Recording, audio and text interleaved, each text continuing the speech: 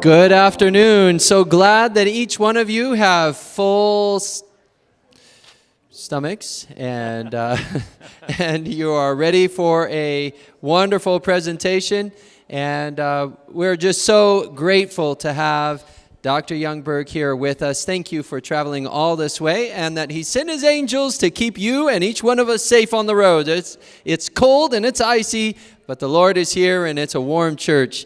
Let's go ahead and pray and invite the Holy Spirit to be with us as we start into our afternoon presentation.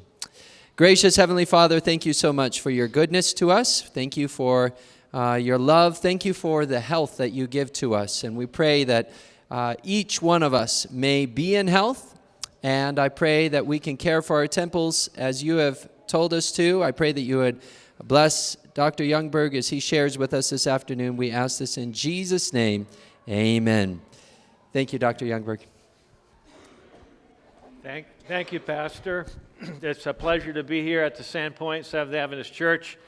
I understand you have a big ministry to the community here, so I'm glad that you can be here present, and also everybody who's watching online live and as well as watches later on. There's a lot of information for us to cover, and so let's just get right into the series this weekend that had been titled Secrets to Optimize Your Health, with a focus on that we began with last night on the 10 steps, or 10 of the many steps, but we could say kind of 10 of some of the initial most important things to be considering as we want to prevent Alzheimer's and reverse cognitive decline. But as we'll see, we're really getting into, in order to effectively impact our risk for cognitive decline, we have to literally fix everything that we can discover. So that's why we get into very broad-based testing and treatment strategies. And the more things we find that are out of balance with our health, and then do something about it, the more likely we are to dramatically improve our health. And that's certainly true, especially true with regard to the brain health in general. So, we're also going to be getting into this further understanding on a significant uptick, a significant rise in new cases of diabetes and excess deaths due to diabetes associated with both COVID infection and COVID vaccines. And this is actually not just related to diabetes, even though, of course, one of our main goals for this weekend is to kick off the Diabetes Undone program that, as I understand, has been offered through this church previously. Okay, somebody just stopped me in the hall and thanked me for a program that they had attended last year. But this program is going to be starting right here in this town. It will be starting this Tuesday, January the 16th. And so if you want to sign up for that, I really encourage. So you don't have to have diabetes to take that program. You don't even have to have pre-diabetes to take that program. It is actually a comprehensive lifestyle medicine program that can help revolutionize your understanding of how you can apply key principles to dramatically improve your health. So that's an 8-week, once-a-week program that's available for you as well. Okay, so we're not just dealing with excess deaths from diabetes, we're dealing with excess deaths from many things. Excess deaths from cardiovascular disease, excess deaths due to cancer, excess deaths due to autoimmune disease, excess deaths due to Alzheimer's. In fact, what has been the most dramatic as of date, up to date, is the dramatic excess deaths all over the world, or many countries of the world, specifically related to diabetes and Alzheimer's. And we're talking, again, exponential increases. So let's quickly summarize the 10 steps, like we did last night, for those of you, just to review them quickly, and then we're going to get into more details with regards to that. So the first step is understanding the principle of cause and effect. This is a major tenet of what we have as a church focused in our health message for over 100 years, is the importance of being able to reason from cause to effect in everything that we do. We need to have an answer. We need to be able to explain the rationale for why we believe in this or that. If we can't do that, we shouldn't be promoting it. So, and then we broadly test for risk factors and then optimizing each of the risk factors, especially, as I mentioned last night, blood sugars and insulin disorders. And we if you didn't hear that presentation last night, it's already on YouTube. You can go back and get the broader understanding of that step. Step number 2 is take advantage of readily available resources. Yeah, this is really important because you've heard the phrase, the people perish for the lack of knowledge. There's a lot of people who believe that there's really nothing that you can do about these chronic conditions. So once you got it, you got it, right? And as we mentioned last night, there's the old maxim for diabetes is once a diabetic, always a diabetic. And that is still being promoted in some medical societies, even though many now officially are recognizing that type 2 diabetes is reversible. In fact, I participated some 5 years ago on the very first continuing medical education program developed by any organization. In this case, it was the American College of Lifestyle Medicine, of which I am part. And it was basically teaching physicians and other healthcare professionals about the principles behind how to reverse type 2 diabetes and reversing insulin resistance. It was the first of its kind, and now it's available everywhere. In fact, the Diabetes Undone series that we're going to be starting this week is a program that is being offered to all preventive medicine residents across the country. Actually have that program as one of the things that they need to watch and participate in, so that once they get into the field of preventive medicine, they actually know what to do. I remember I was doing grand rounds for the Department of Preventive Medicine at Loma Linda University. This is maybe 7, 8 years ago. And I was doing it on this very topic of how to reverse diabetes with lifestyle medicine. And one of the preventive medicine residents was sitting on the front row. I could tell he was visibly upset at the end of my talk. So I was wondering, was it something that I said? Is he wanting to deliberate with me on something he didn't agree with, or what was it? And so I just went up to him and said, "Hey, did you want to talk to me about anything?" And he says, "No, I'm just so upset." He says that, I've been here for 3 years, and this is the first time I've actually heard this.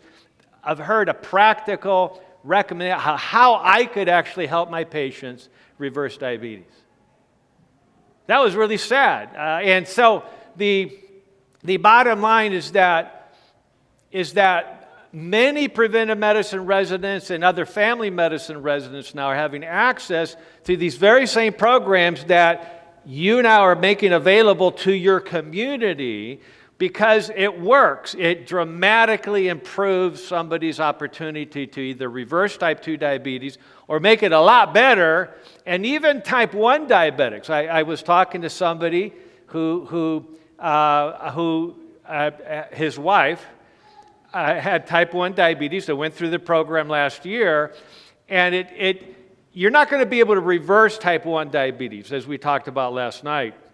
Generally speaking, the vast majority of the time you can't reverse it, especially if it's too far into the disease, because the beta cells of the pancreas have now been destroyed to the point that they can't come back at all. But the key with a type 1 diabetic is that many, in fact, I would say most individuals with type 1 diabetes, which represents around 5% of the overall diabetic population in the country, they actually also have type 2 diabetes on top of type 1. Now, medically, that's not something that's usually discussed, right? Because, once you're a type 1 diabetic, it's generally believed that you're always going to be a type 1 diabetic, and that's the classification. But that doesn't mean you can't get any other condition, right? Just logic would say that. And because type 2 diabetes is based on a different physiology in general, okay, you could say in part it's a less extreme damage to the pancreas. There's still damage to the pancreas, okay, that happens in type 2 diabetes, okay, but the main problem with type 2 diabetes is that there has been a loss of sensitivity to the hormone insulin. In fact, many type 2 diabetics are producing a tremendous amount of insulin, and even that is not controlling the blood sugars. They're producing sometimes 10, 20 times the amount of insulin that a person would normally need to control their blood sugars. So the answer is not just take more insulin or take more medicine that increases insulin production. The answer is to improve the body's sensitivity to insulin, especially in the muscles and the liver. Okay, so that is the key to understand. So a type 1 diabetic can actually develop, even though they started out with a pure type 1 diabetes, usually as a child or a teenager or maybe a young adult, but it can happen at any age due to an infection or a toxin. Okay, so that's one of the themes that I want to be pointing out during this weekend series, is that chronic disease isn't all about diet, exercise, and sleep, even though those are the 3 pegs of a stool that are critical to understand to optimize health. But there's many other factors that on their own can drive diabetes. Okay, and so type 1 diabetes is an autoimmune disease that can usually start at a young age because of a viral infection usually, okay, and obviously the immune system is depressed. By the way, a little clue to something we're going to talk about in a little bit is that one of the remedies, the bottom one, test and optimize vitamin D, that is so critical. A big study done over 20 years ago in Finland, the country that is known for having the highest prevalence of type 1 diabetes of any country in the world. And so they're very prone to these autoimmune diseases, especially type 1 diabetes. And they did an interesting study over 20 years ago, in fact, starting about 30 years ago, where every pregnant woman and child was given 2,000 units of vitamin D a day. Okay, real simple study. And in Finland, they have really good record keeping, unlike us in the United States. And so they did a really good job.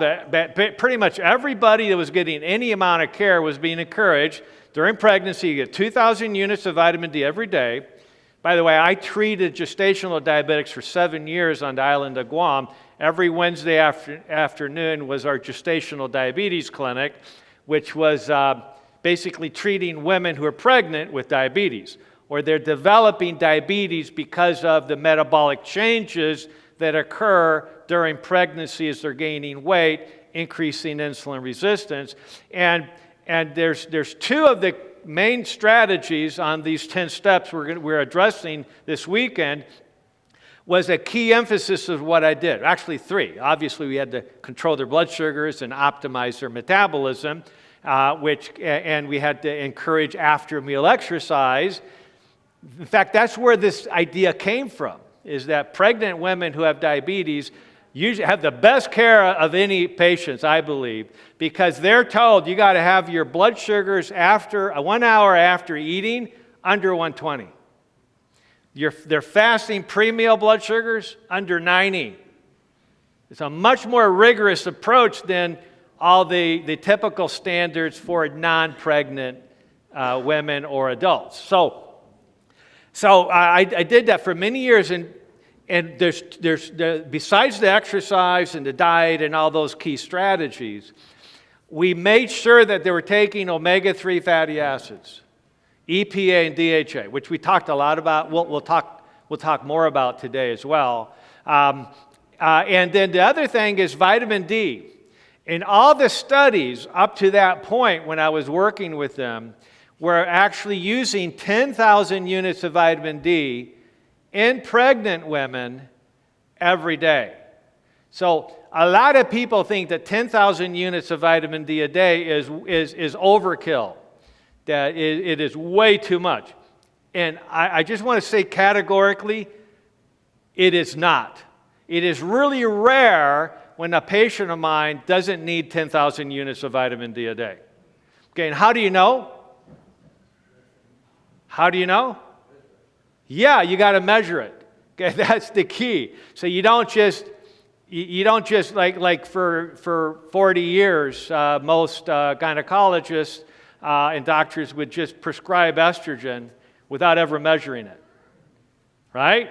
And that was just standard of care. Okay, but now we know that it's important to monitor to see what amount should we be giving to optimize hormonal balance along with other hormones in the patient. Of course, insulin is a hormone as well that impacts all other hormones. In fact, well, I don't want to digress too much. So bottom line is that giving vitamin D to pregnant women at roughly 10,000 units a day was shown to dramatically improve the health of the baby and dramatically decrease the risk of that baby later on being diagnosed with mental illness, including conditions like schizophrenia. Okay, so this just shows you vitamin D is not all about preventing osteoporosis or bone loss. It's important for that, but that only requires a little bit of vitamin D. You know, basically, the recent studies suggest that between 2,000 and 3,800 units of vitamin D a day optimizes bone health and minimizes bone loss. But that's just the beginning of the benefits that come from vitamin D as we keep increasing it to a more optimal level for heart disease, for reversing autoimmunity. And the point is this, is that in Finland, in this study, they discovered that over a 10-year period of promoting this, that children who had been exposed and given 2,000 units of vitamin D a day for the first 10 years of their life, the prevalence or the new incidence of type 1 diabetes in that population in Finland dropped by over 80%. Okay, so any of you, and I'm sure there's at least a handful of individuals in this room right now that have type 1 diabetes. The good thing is that it's manageable. You know, there are good, you know, you can use insulin, and that does a good job in managing. But wouldn't it be great if you didn't have to do that? And what we now know in retrospect, wouldn't it have been amazing if you had known, and I'm not saying everything is related to vitamin D deficiency here, but 80%, according to this huge study, did not have type 1 diabetes because they had simply taken a little bit of vitamin D every day for the first 10 years of their life. Vitamin D is critical for our immune system, which is the 10th point on this discussion. Okay, so personalized medicine via genetics. We're going to talk a little bit more about that this afternoon. Testing for vitamin D, we'll look at that as well. And then the 3 types of exercise. So there was in the Q&A session this yesterday evening, somebody wasn't going to be here, so they wanted to know what were those 3 things.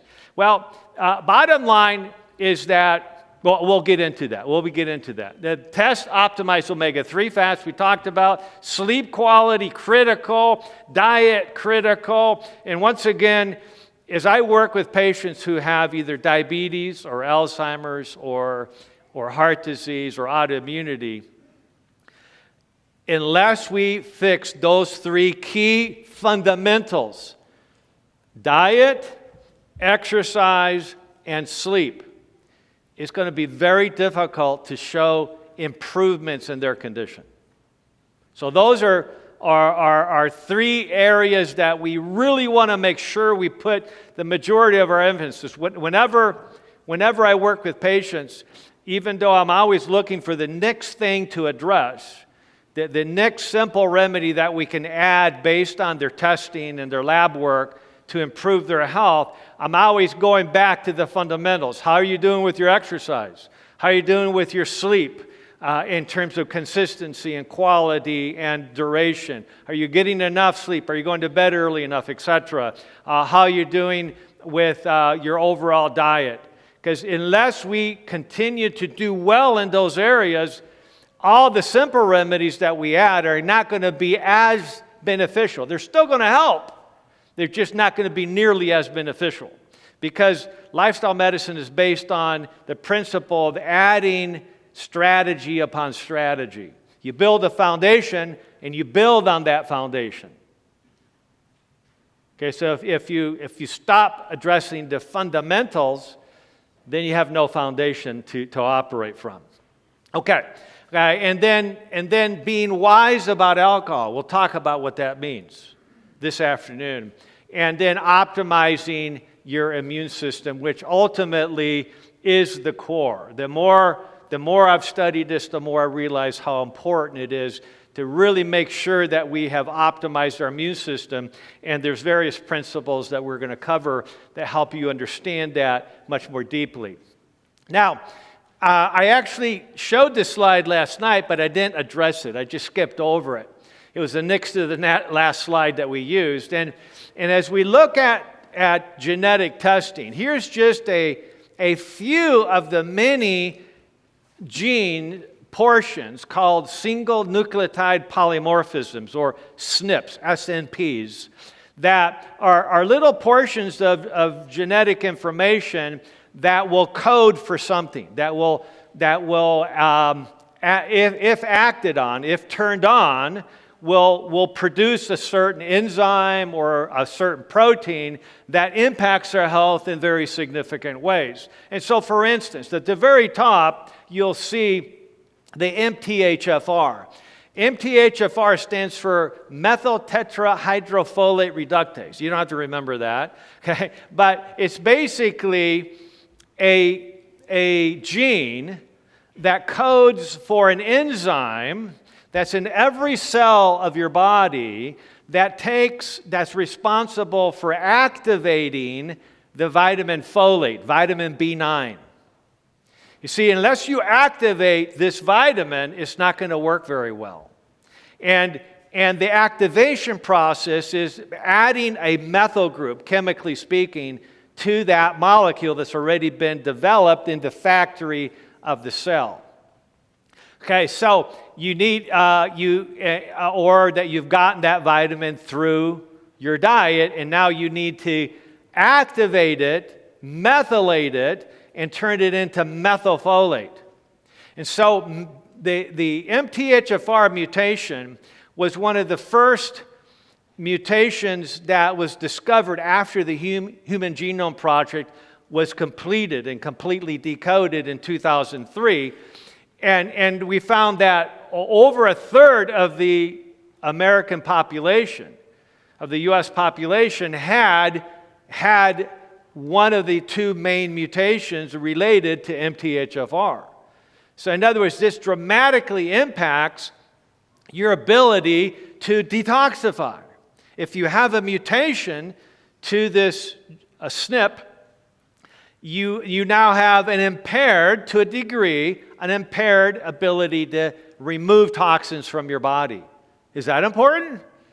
Yeah, of course that's important. You have an impaired ability to block viral replication. If we learned anything during COVID years, that's really, really important. That's why we learned from many studies that optimizing the intake of zinc, that's why I test every patient that I see, I test zinc, copper, and ceruloplasmin. Ceruloplasmin is the protein carrier for copper, and if that's too low, then you have too much free copper, and too much free copper causes significant oxidative stress in the body, promotes damage to the cells and the organ systems of the body, to the brain, to the heart, etc.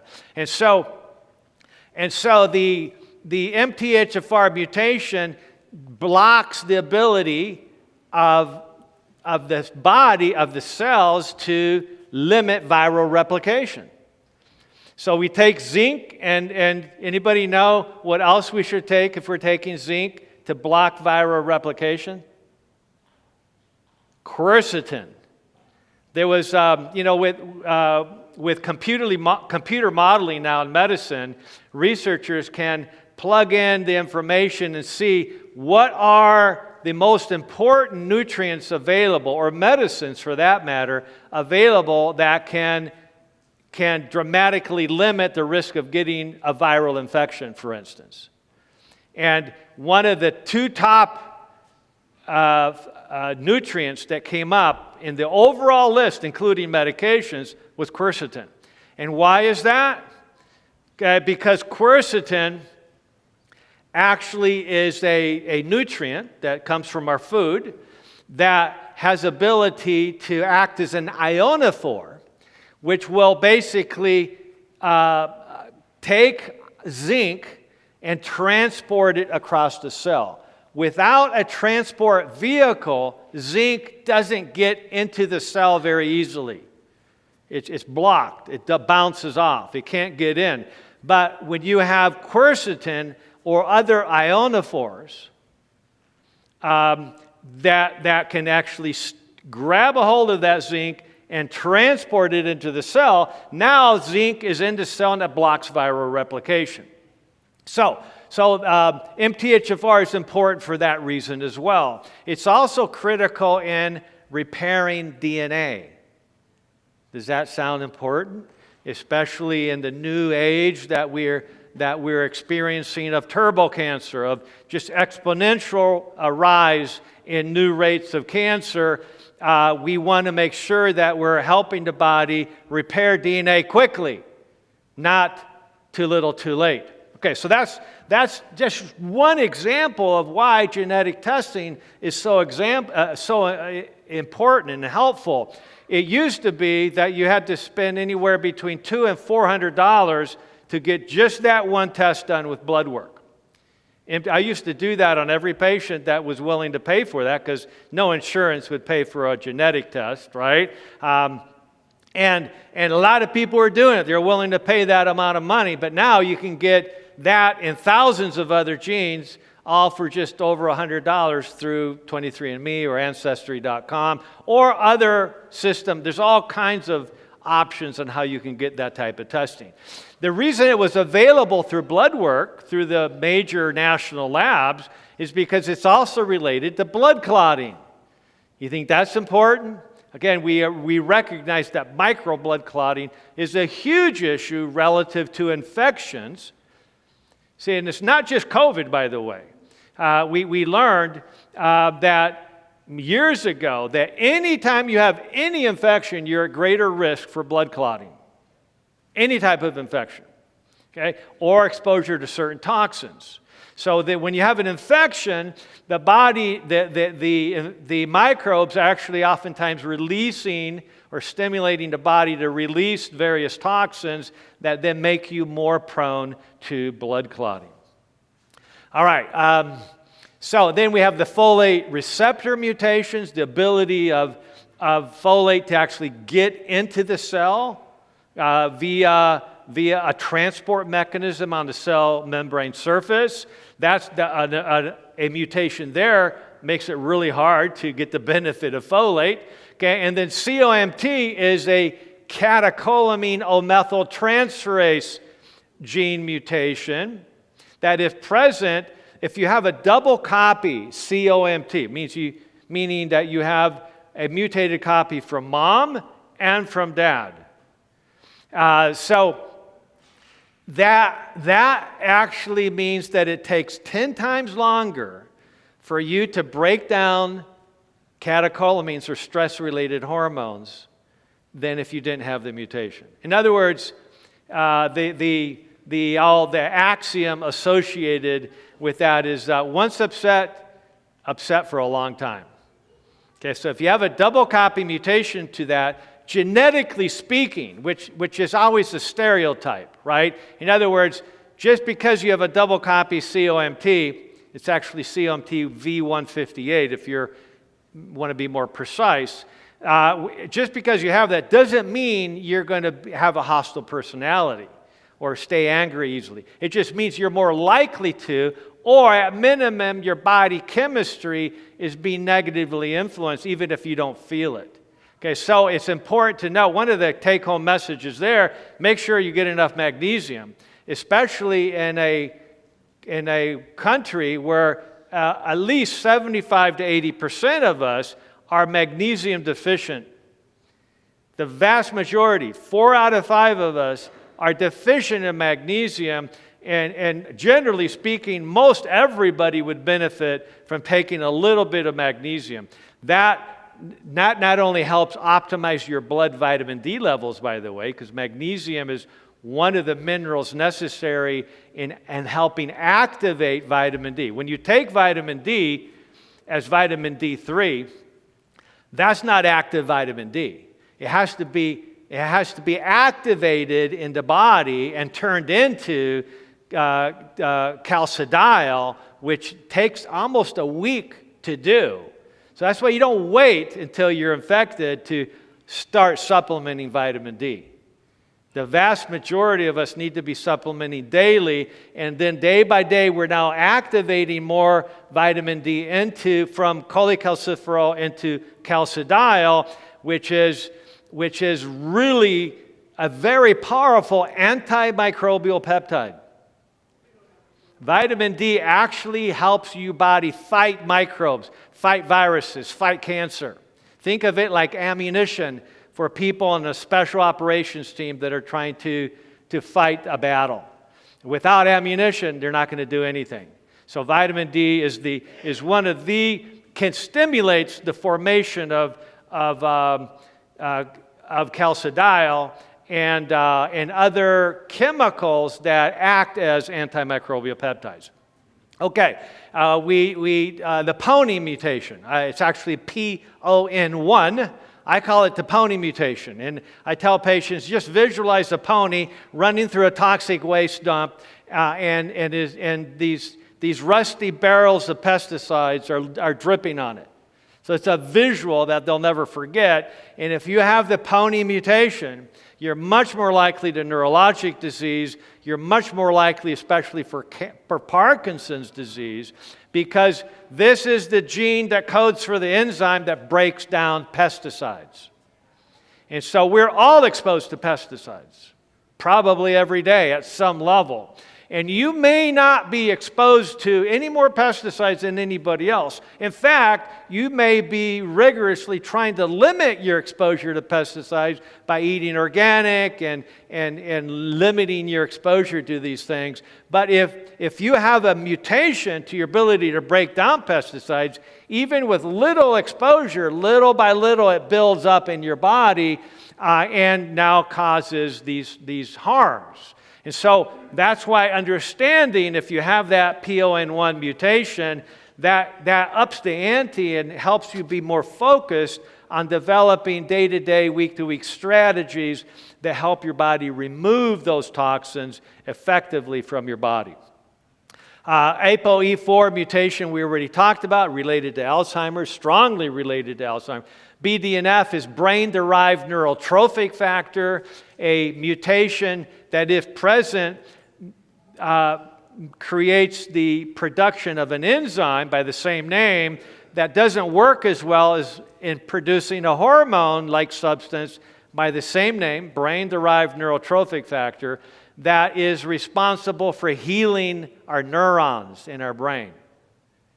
So if we have the BDNF mutations, that means that we need to take advantage of other strategies to encourage that enzyme to produce more of that brain healing substance, because otherwise it won't.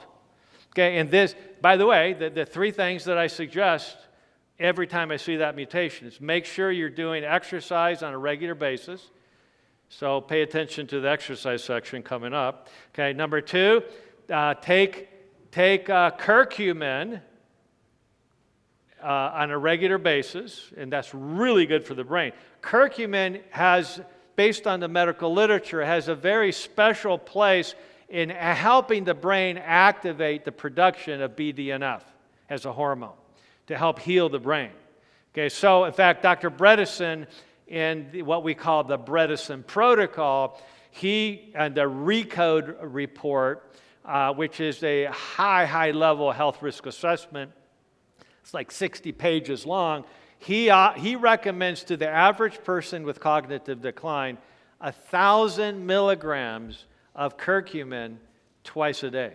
That's a lot of curcumin, especially since curcumin are what we call curcumin that's 95% standardized. It's 20 times more potent than curcumin, than turmeric is, in terms of its curcumin availability. So BDNF is important. And then the last one that I have here is the presenilin, PSEN genes, presenilin 1 and 2. These are genes or SNPs that, if mutated, are considered currently fully penetrant. And I'm not a big fan of saying something is fully penetrant, which, by the way, means there's nothing you can do about it. It's a done deal. It's going to happen. That's what scientists used to say about ApoE4. In fact, for those of you who've studied genetics in school or medical school, Doctors Watson and Crick, you may remember back in the day, back in the 50s and 60s, they were the ones that first isolated the double DNA helix. They were the ones that discovered the structure of DNA. Okay, and Dr. Watson, he refused to get tested for ApoE4, because he didn't want to know if he had the Alzheimer's gene. 1/4 of us in the United States carry the ApoE4 mutation for Alzheimer's. Okay, so this is a very, very common problem. And of course, as we talked about last night, more than roughly 1/2 of us are likely to develop Alzheimer's if we live to age 85 or older, and unless we understand the risk factors. Okay, so this is where we ended last night, looking at the issue of epigenetics. This is the next phase. So we can learn from our genetics and whether or not we have mutations to our genes, and then try to fix the enzymatic cofactors, or optimize the enzymatic cofactors that will improve the function of those proteins and enzymes in our body, thus minimizing the risk associated with the mutation. But there's something even more important going on, and that is all the factors that affect the way our genes operate, independent of the gene itself. And that's the whole new field of epigenetics. So genes matter, but it's the expression of genes that matters the most. And so the best way to understand this is the idea that you can turn genes on and off. Dr. Dean Ornish did an amazing study. It was called the Geminal study, about 20 years ago now, where he took men with early prostate cancer, and he basically put him through a lifestyle medicine program, and he found that all those who followed daily exercise, an optimal plant-based diet, regular support meetings and stress management, those who did those 4 things on a regular basis, in 3 months' time, had a complete change in the expression of their genes. You can actually test this. You can certainly test whether you have the mutations to your genes, but you can now actually test to see if your genes have been turned on or turned off. And it's not all or none. It's basically a continuum where you're turning up the regulation of that gene or turning it down. So if it's a gene, for instance, that's related to protecting you from cancer, like the BRCA1 and BRCA2 genes, right? The BRCA genes. Those genes are protecting us from certain cancers, notably breast cancer, ovarian cancer, etc. If we have mutations to those genes, now we're more likely to get cancer because we have now turned down the ability of that gene to protect us from cancer. Okay, so epigenetics, all you could say, is the bigger issue. And everything we've talked about last night, and when we talk about wellness strategies or public health strategies to improve health, they should be helping improve turning on good genes and turning off bad genes. They should never be turning on bad genes and turning off good genes. And that's where our public health efforts in the past few years have failed us in part. Okay, so in the epigenetic realm in particular. Okay, now to understand epigenetics, we have to, one way to understand it is what I refer to as the exposome. And by this I mean is all the things in our lives that significantly influence the expression of our genes. Everything in our environment that we're exposed to. The people we associate ourselves with.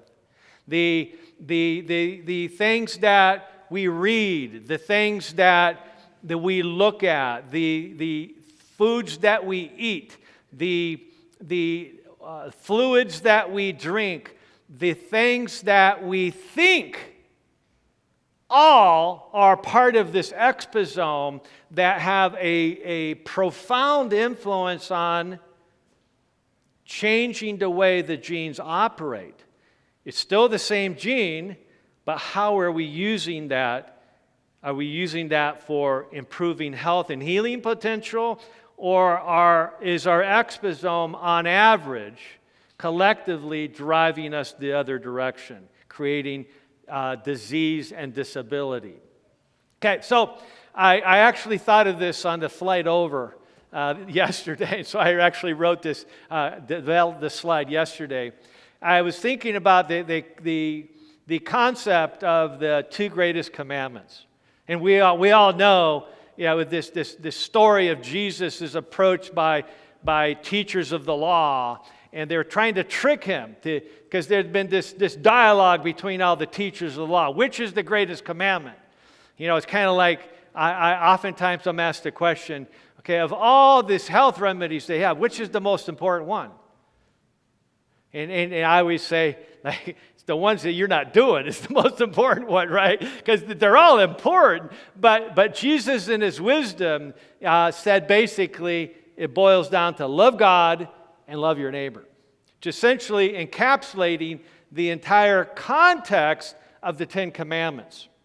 And then Jesus said, the whole law and the prophet depends on these 2 commandments. Likewise, we have similar laws or natural laws that like these laws that guide us in the spiritual realm, which of course is critical in influencing physiology, the physical and the mental. Okay, but there's also laws in the physical realm, the 2 greatest laws of health and disease.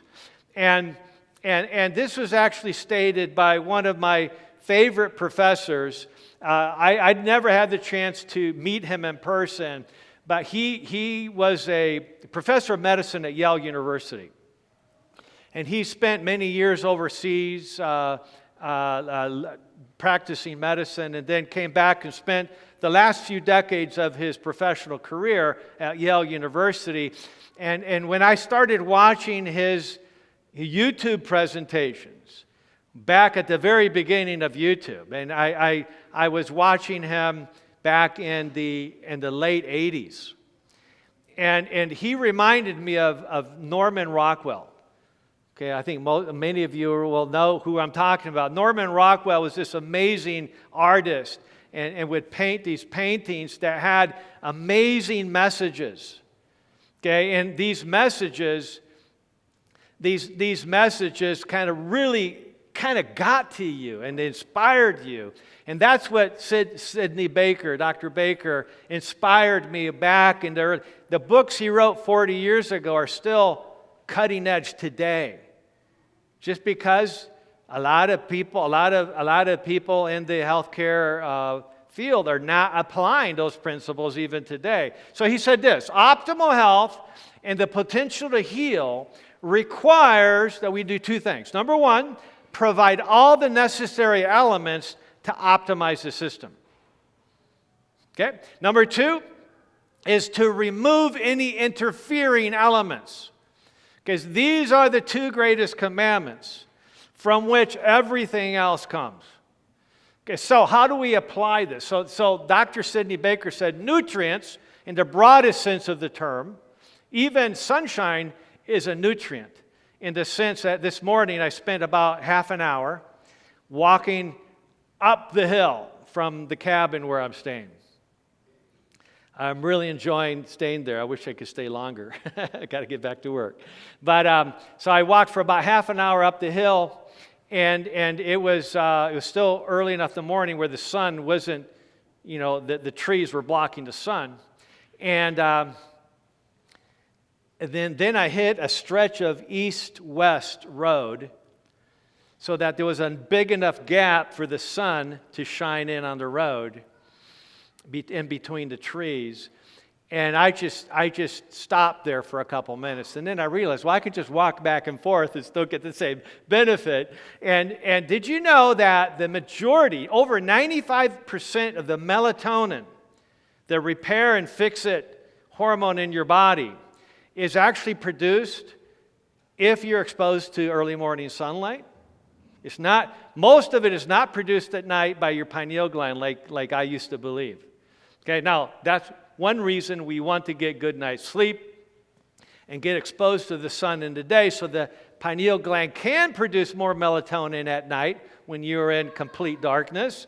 Okay, but that's less than 5% of the melatonin that your body's going to generate if you're doing the right things. In other words, spending time outside in the sunlight, this is a bonus step. It's a very important step because you're getting near infrared light, which is the light that warms the body.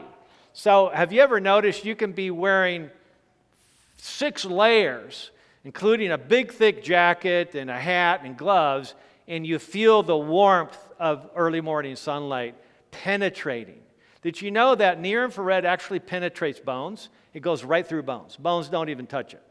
It just goes right through, and it gets into our cells where it activates the little mitochondrial generators of energy in our body. So mitochondria are these little organelles, and there's between hundreds and many thousands in every cell of the body, just floating around in the cytoplasm of the cell, and they will take fat and carbohydrate and convert it into usable energy for the body, ATP. So without ATP, you will die instantly. It's kind of like you can't turn the lights on by just bringing some coal or natural gas into the church or into your home, right? But there's generating plants somewhere that either use clean coal or usually natural gas. That's where electricity comes from, right? So if we're going to have electricity, you have to use natural gas to produce electricity. Likewise, in order to have energy in our body, we eat food that has fat and carbohydrates in it. That then has to be converted by these amazing little organelles in our cells in the mitochondria to produce energy. And the mitochondria, when exposed to near-infrared light, by the way, near-infrared light penetrates the body up to 8 centimeters. So it goes into your brain, it goes everywhere in your body, and so that's why I like to face the sun, and then I let the sun be on my back for about 10 minutes every day. Every morning I try to get, if the sun's out, I'll go outside and get early morning sunlight to get that melatonin burst, which is a very powerful repair and fix-it hormone in the body. That literally, in fact, you can take 6 or more milligrams of melatonin and cure an ulcer. Did you know that? There's studies documenting. There's other ways, of course, to cure ulcers. Okay, but melatonin is so powerful at healing things. Okay, that's one reason we should all take time to be in the sunlight. Now, make sure you don't confuse the level of sun that generates infrared or near-infrared light and sun that generates ultraviolet B radiation that stimulates vitamin D production in the skin. So a lot of people say, I'm in the sun a lot, I don't need any vitamin D supplementation. I used to believe that. Okay, but in my quest for truth, I always challenge the assumptions, and then when I come up with studies, I go like, oh, that totally changes my understanding of what I thought I knew. Okay, so I used to think that if you spend any time outside at all, you're going to generate all the vitamin D you need. It's simply not true. It just doesn't work that way. Okay, I mean, it's healthier, right, to get vitamin D from the sun, but to get it from the sun, you have to be in the sun when the sun is above 45 degrees in the sky. Which, if you know, I looked at the sun today at 12:30, and it was about right here. So you could be out all day long in the sunshine with no clouds in the sky, and you essentially get 0 vitamin D, especially this time of the year. So in the wintertime, when the sun is much lower in the horizon, okay, if it doesn't get above 45 degrees, we call it the vitamin D winter. So I'm usually down in San Diego area, and even there, we only have about an hour and a half to 2 hours midday where the sun's above 45 degrees. This far up north, we call it the 4 to 5 month vitamin D winter.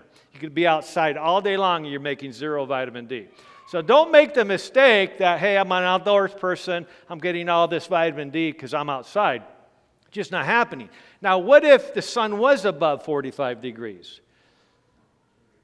Okay? The problem there is that as we get older, we don't generate vitamin D as well. That's number one. If you're on cholesterol medications, you're blocking the vitamin D production. And that's why one of the reasons people get muscle damage due to statin medications is because they're deficient in vitamin D. The top lipidologists in the country. In fact, I did a workshop with a gentleman who was the top lipidologist in the country at the time, and he said, the number one thing I recommend to patients who are on a statin and they have muscle damage or muscle pain, get them on vitamin D. Of course, the next thing is CoQ10, coenzyme Q10, that those two things are critical. And of course, in my opinion, actually in many doctors' opinion who are studying this more deeply now, that statins, for the most part, are not necessary because they're really not that effective anyways in doing what they say they do. So, be aware. Another reason vitamin D isn't generated from sunlight is when people wear sunscreen. So if you wear any amount of sunscreen, you're essentially 100% blocking vitamin D conversion from sunlight on the skin, wherever the sun is shining. So in other words, that is why it is so critical that we pay attention to these factors of how to optimize vitamin D. Okay, so nutrients are the necessary elements, and then toxins are the interfering elements. Those are the two greatest laws of health and healing.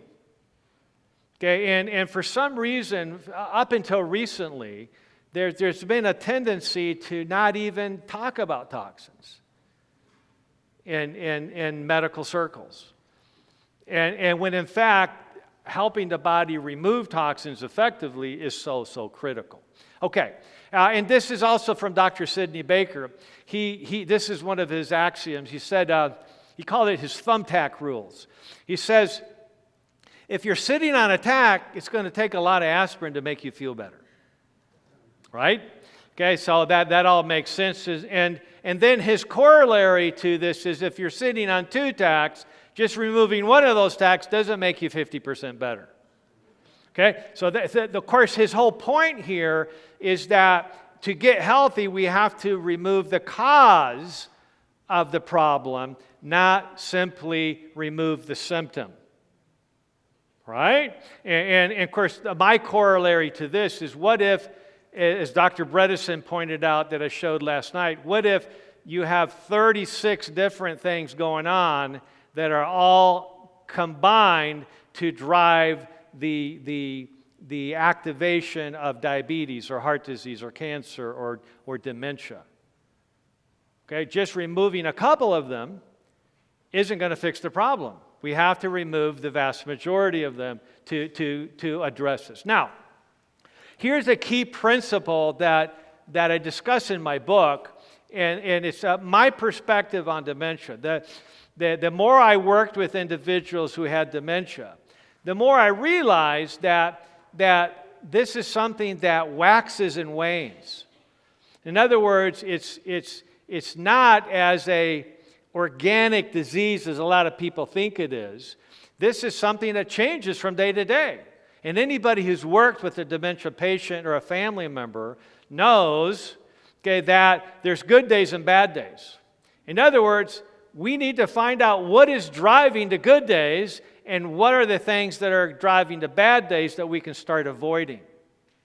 So basically, dementia is a temporary cognitive impairment, emphasis on temporary, associated with acute exposure to one or more dementogens, things that cause dementia, okay, that collectively cross a threshold level leading to decreased functionality in judgment, communication, organization, and the normal functions of daily living. So this to me is the most important, what I would call a functional definition of dementia, is that we need to figure out what is driving the problem and try to fix that as best we can. Okay, and so we'll be giving you a few examples of that. Step 4, test your vitamin D. If you have your vitamin D level over 30, you're going to protect yourself from osteoporosis, but that's not going to protect your immune system optimally. That's not going to protect you from cancer optimally. That's not going to protect you from heart disease optimally. You want to have your level at least above 50 nanograms per ml, or if you're watching from Europe or countries that use different standards, that use nanomoles, you have to be above 125. And a lot of people say that's way too high.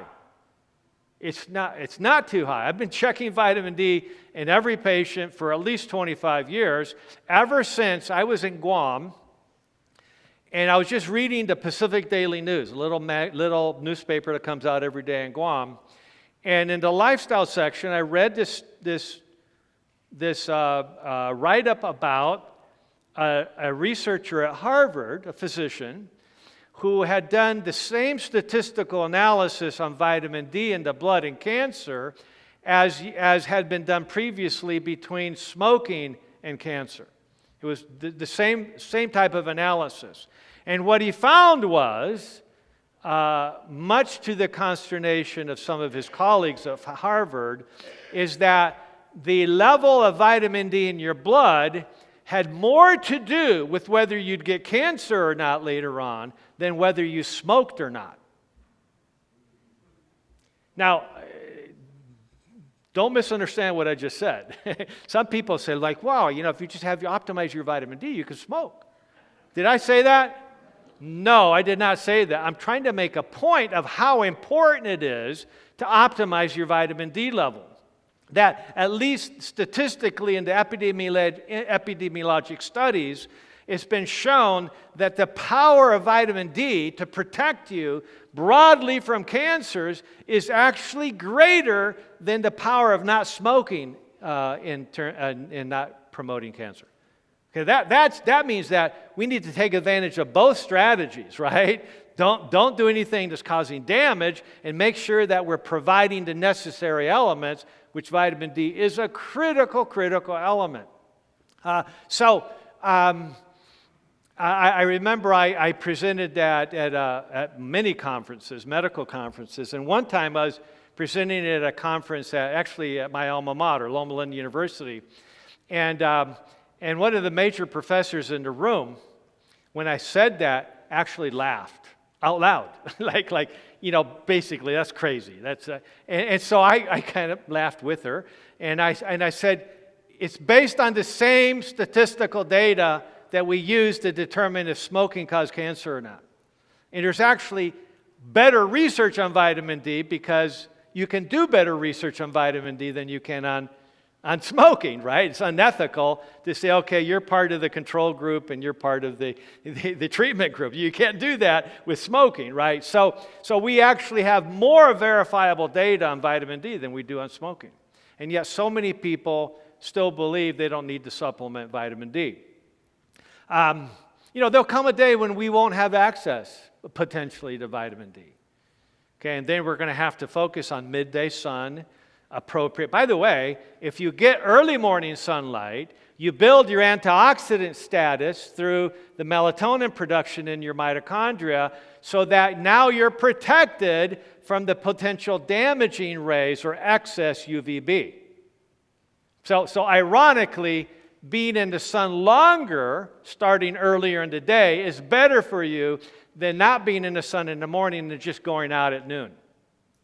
Interesting, because you're actually building up your protection so you can handle it. So the typical person back in the day who spent all day outside working actually had a lot more protection than those of us that go to the beach for 2 hours in the middle of the day. All right? So real fascinating. So the American Gerontological Society pretty much recommends that everybody get about 4,000 units of vitamin D a day, especially as we get older. Okay, and they have the upper limit at about 10,000. Now, that's for day-to-day use. I do not recommend bolus or big amounts once in a while. I don't recommend what has typically been encouraged, which is once a week, 50,000. I recommend a little bit every day. I'd rather do once a week than nothing, right? Okay, but and I definitely am not a fan of the big, 200 to 500,000 unit injections all at once. Those have been actually shown to increase the risk of bone demineralization. Okay, so basically, let's make it part of our lifestyle, not try to make it into a medical procedure. Okay, so why is this important? Because a study in 2014, this is a big epidemiologic study, published in the journal Neurology, showed that those with vitamin D deficiency at a mild level had a 51% increased risk of developing dementia in the study. If they had more serious vitamin D deficiency, the risk of developing dementia, of which Alzheimer's represents 80% of dementia, is 125% greater. Now, it was, to me, this was a fascinating year, because that same year when I saw this study, that about the same time, another medical journal, a very respected medical journal, came out with an op-ed editorial piece on basically shaming doctors to not test vitamin D. It was just an opinion. It's basically saying, we all know that vitamin D doesn't help that much anyways. You're wasting the patient's money or insurance money by ordering the vitamin D. And that was kind of the gist of the paper. And I remember it really upset me because I was an expert on vitamin D. I'd read all the studies, and he was completely off base. It was complete misinformation. But there's a concerted effort way back in even the early 2000s to discredit the health and healing potential associated with vitamin D. Why that was is another question. So my point here is that are you gonna listen to an opinion piece in a medical journal, or are you actually going to pay attention to what the study said? Nowadays, you wonder even if the studies are being presented properly or being developed in terms of the methods of the study properly. But certainly back then, the studies certainly, in my mind, outweighed the opinions of certain doctors that did not follow what the medical research to date had suggested. Okay, the main thing I want to say about vitamin D, and we'll go to the next step, is that there was this major meta-analysis done on the relationship between vitamin D and death due to COVID. And I knew at the very beginning, before any studies had been done on this, that vitamin D would be one of the main strategies to limit the risk of death due to COVID, because all infections have operated that way. That you dramatically lessen your risk of hospitalization, serious illness, and death from any infection if your vitamin D is optimized. We've always known that, and so it was just logical to assume for the moment, until the studies were done, that COVID would be no different, and of course it wasn't. There's been all kinds of studies documenting this, and here in this research, they basically did a meta-analysis where they take all the research that has been done to date on that topic, and they group it together to get a more powerful statistical sample and study. And so just reading the titles, all we need to do here says, so COVID mortality risk correlates inversely with vitamin D status. In other words, the higher your vitamin D, the lower the risk of you dying of COVID. But it's a lot more dramatic than just that. It says, and a mortality rate close to what? 0 could theoretically be achieved at 50 nanograms per ml. So if they basically ran the curves and they looked at all the studies on that, they showed that in groups of people who had vitamin D blood levels above 50 nanograms per deciliter, which, by the way, I don't even consider that to be optimal. I consider the upper third of normal to be optimal, which is 70 to 100. A lot of new guidelines suggest that to be too high, but show me the data.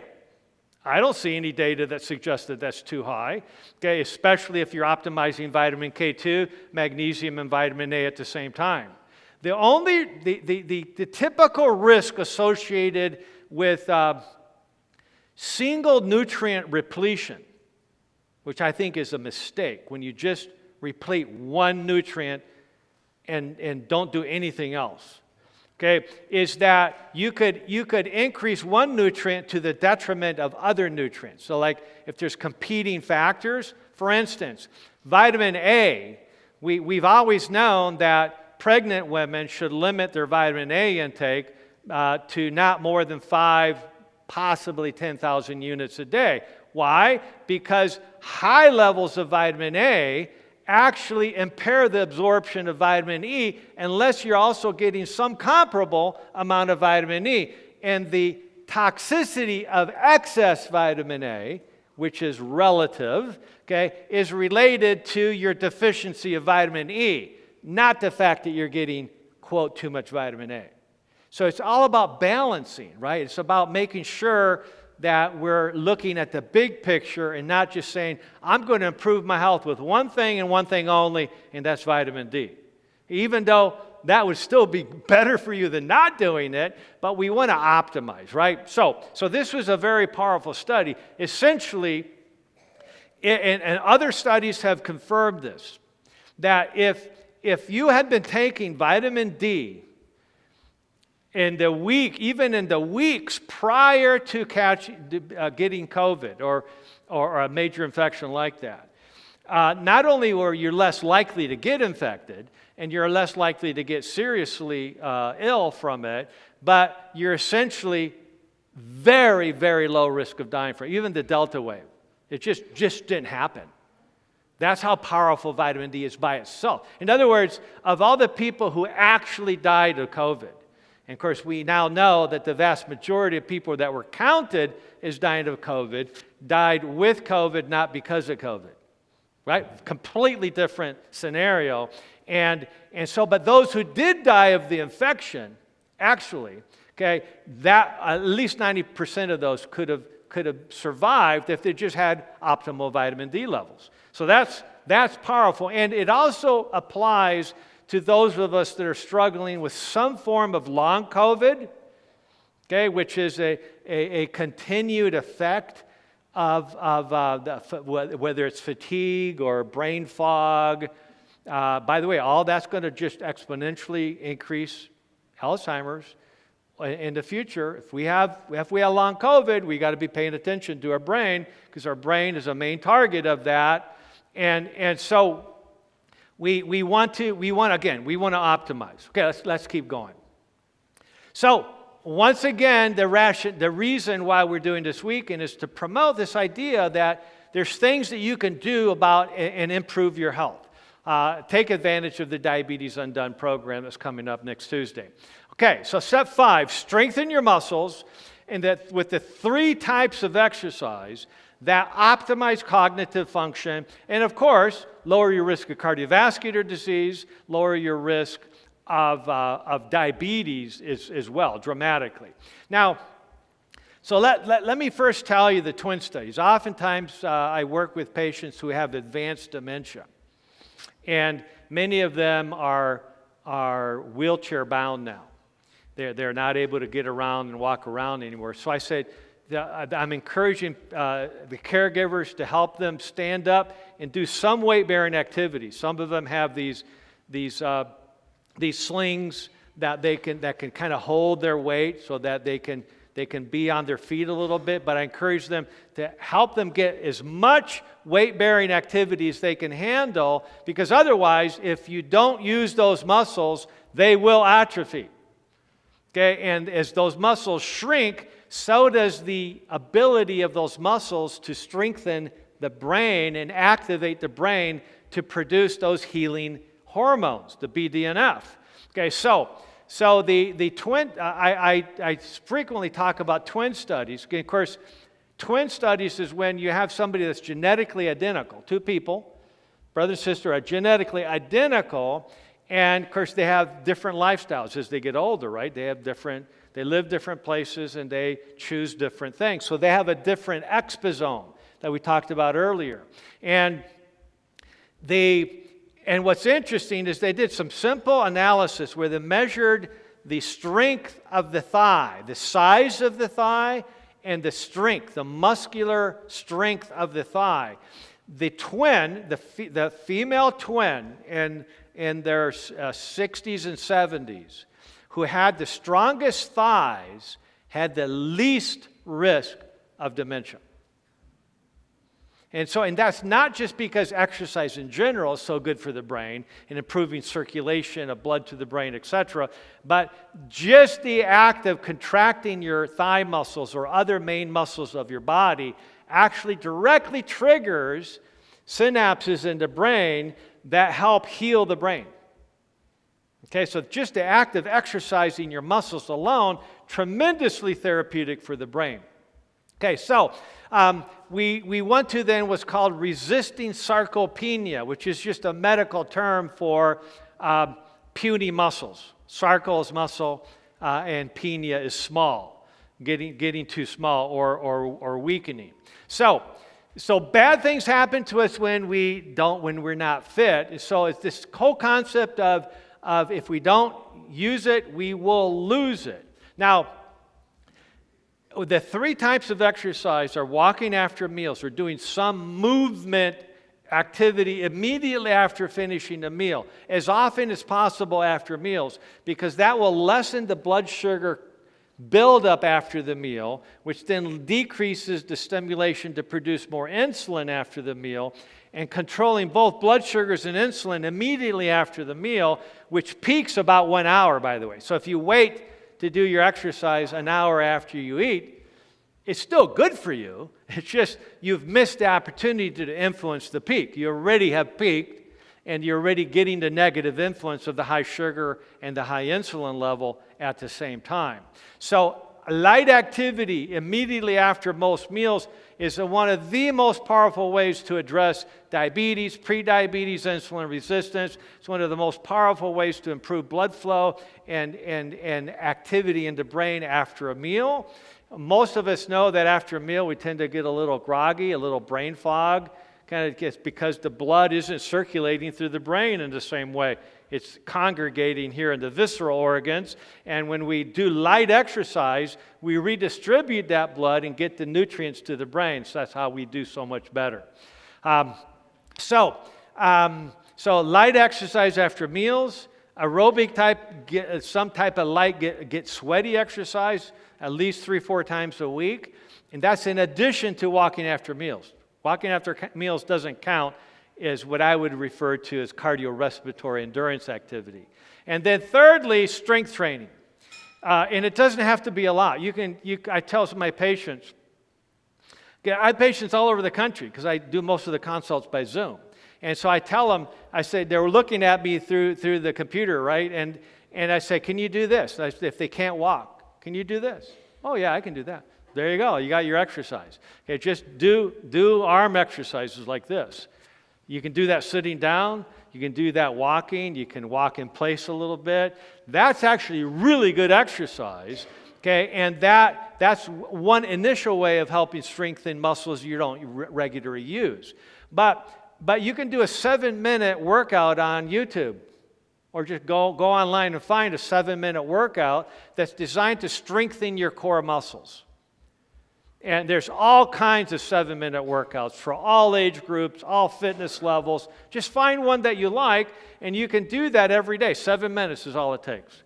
Or you can be a little bit more focused on and deliberate about exercise and do something every other day for 15-20 minutes.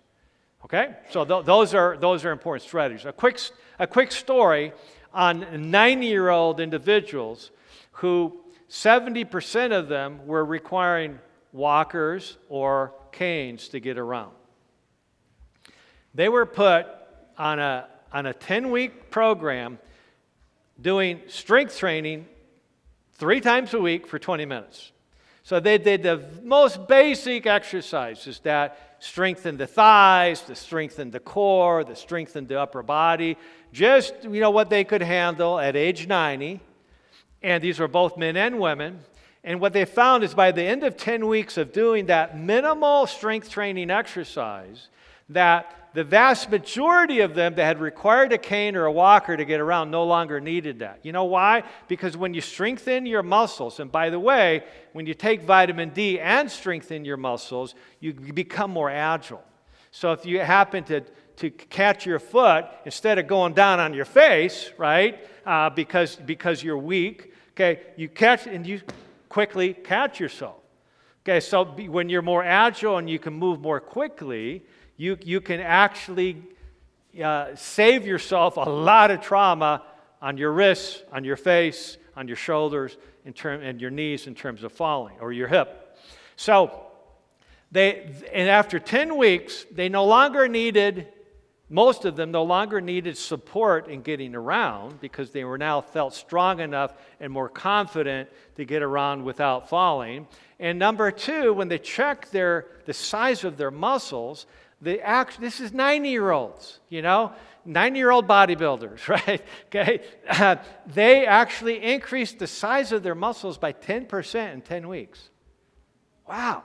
More importantly, the actual gain in strength was 300%.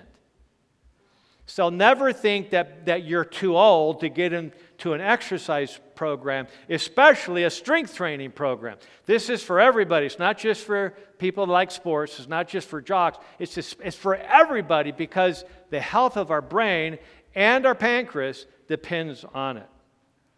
Okay, so basically there's this concept of senile involution, where we have atrophy of any organ as a result of the aging process. Now, I want to challenge this assertion that organs atrophy because of age. And let me suggest something. So that I came up with this term sarcopenia, okay, or overall health, damage to our overall health, which I define as a system-wide shrinking and degeneration of tissues and organs associated not so much with age, but what happens while we're aging, associated with chronic exposure to biologic irritants, inadequate nutrients, and less than optimal stimulation or activation. That's what we need to do. So this idea that, well, my brain's going to shrink, right? Because that's what actually happens in dementia, is the hippocampal portions of the brain literally shrink. You can actually go on YouTube and put in Glenn Campbell dementia video. And there's a video that his wife, of course, he passed away from advanced Alzheimer's some years ago, but his wife was wise enough to put on YouTube a video of Glenn Campbell meeting with his neurologist, and his neurologist showing him on the MRI scan where his hippocampi were, and how a majority of the hippocampi, this little area in the brain, were basically whited out. Meant there was nothing there. Well, in that section. In other words, you can lose, as I mentioned last night, over 1,000 neurons a day. And if you keep doing that for decades, that's very serious. And that's what happened to Glenn Campbell. So we can now gain, not only stop that loss, but gain 700 a day as we go. Okay, so it's not aging that does this. It's what happens, what we're doing, our exposome that we're exposed to while we age that's responsible for this. In other words, there's always something that we can do. There's always hope, no matter what age we are, to improve our health. Step 6, test and optimize your omega-3 fatty acids. Now, there's a test that you can get from LabCorp or Quest that's called the Omega Check. And there's all kinds of other specialized labs that do these tests as well. But these tests, if you're a physician in the audience, you want to know how to code for this, it's just E63.0. Okay, that's the code for deficiencies of fatty acids. And in fact, pretty much everybody I test is deficient, unless they're adequately supplementing EPA and DHA, or they eat an awful lot of fish, which I don't recommend for toxicity reasons. Generally speaking, the bottom line is that this test is very helpful in helping them see objectively, oh yes, I need to do this. You know how it is. You know, I'm naturally a skeptical person. I want the facts. Prove to me that this is important. I'm not going to change anything about my lifestyle, okay, unless you give me a really good rationale for it. And there's no better rationale than have something drawn out of your own body and you see it on a piece of paper like, you are woefully deficient in this substance.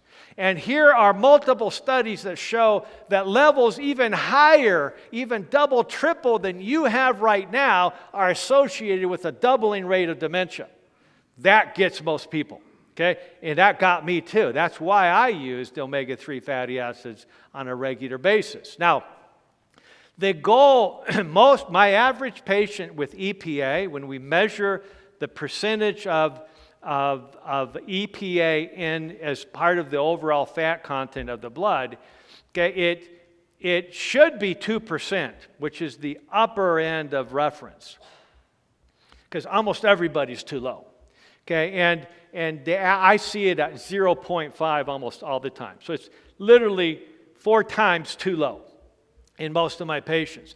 But DHA is even more important as a fatty acid. And by the way, you're not going to optimize these two by eating more almonds and walnuts, etc. Now, don't misunderstand me, and I'm big on walnuts and almonds and flaxseed and chia seed. I use those on a regular basis. Those are forms of omega-3, but they will not convert adequately to EPA, DHA, in my opinion. Certainly, they won't generate the type of numbers that we're looking for on these tests that the studies that I'm going to show you indicate are necessary to limit the risk. Okay, so on the DHA, I have frequently see patients under 2% and sometimes are at 1% of DHA, and it needs to be 5% or higher.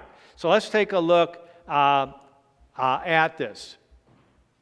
Oh, I forgot to get rid of the vitamin D stat. So ignore the last 2 lines on step 6 there. That's a typo.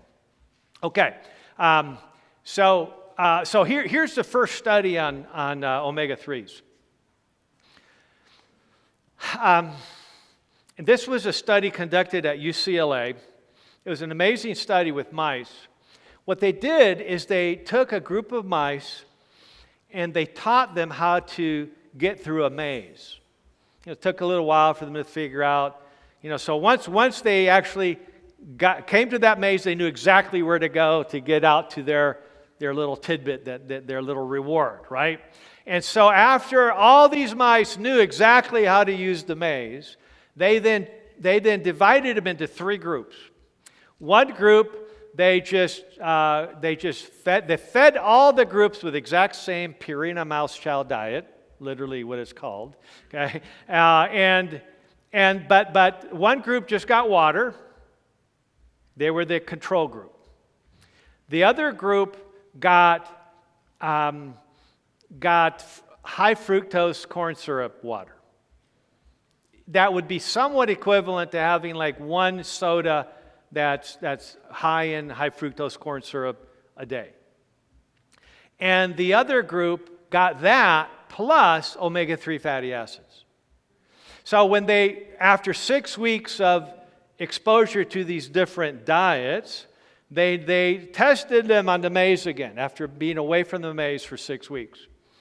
And what happened is that the group that had just the water in their regular meal, they went to the maze and go like, oh yeah, I got this, whoop, whoop, treat.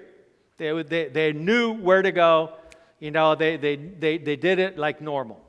The group that had the high fructose corn syrup added to their water, they basically stood at the maze for a while like I think I've been here before. Kind of like a deja vu moment. Instead of like, oh, I know what to do. Like, man, this looks really familiar, right? That's a kind of a form of transitory dementia. In fact, that's exactly what it is. It's a form of transitory dementia. Transitory, why? It's transitory based on their recent exposure to fructose. They actually did a genetic analysis on the brains of these mice. And they found that those mice who got exposed to the fructose, we're not talking about fruit now. Okay, so normal whole fruits are a totally different scenario. And a moderate amount of whole fruits is really healthy for us. But when you use a refined product in basically packaged foods or drinks that's full of fructose and high fructose products, that is terribly damaging to the brain. It's damaging to everything, actually. But these researchers were specifically looking at how it changed the expression, of many genes in the hypothalamus metabolically and the hippocampus in terms of memory formation, activation. They found that there was over 700 genes in the hypothalamus that had been completely altered in their expression just because of 6 weeks of exposure to fructose. Okay, in other words, what I'm suggesting here is that this is a game changer especially for those of us who've started to see early signs of, man, I'm not as quick as I used to be. I'm paying attention to this because my grandfather died of Alzheimer's. My mother died of brain cancer when I was 10, so I don't know but her younger brother has Alzheimer's right now, and I'm treating him. Okay, so I know I'm at risk, and so I know one of the main things that drives risk is fructose, based on these studies. It's powerful. And so not only 700 genes that were damaged, essentially, in terms of the metabolic centers of the brain that influence weight, influence blood sugar and insulin levels, etc. Okay, but the hippocampal areas of the brain that basically control memory formation and emotion to a degree, over 200 genes in that one little region of the brain were dysfunctional, just because of 6 weeks of exposure to fructose. So, you get the message, right?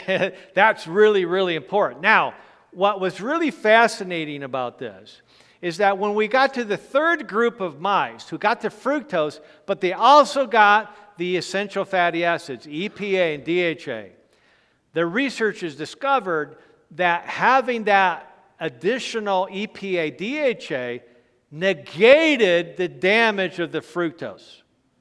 Okay, what's the take-home message? Okay, do not go home thinking, man, I just figured out a hack so I could have all the fructose I want as long as I take enough omega-3 fatty acids.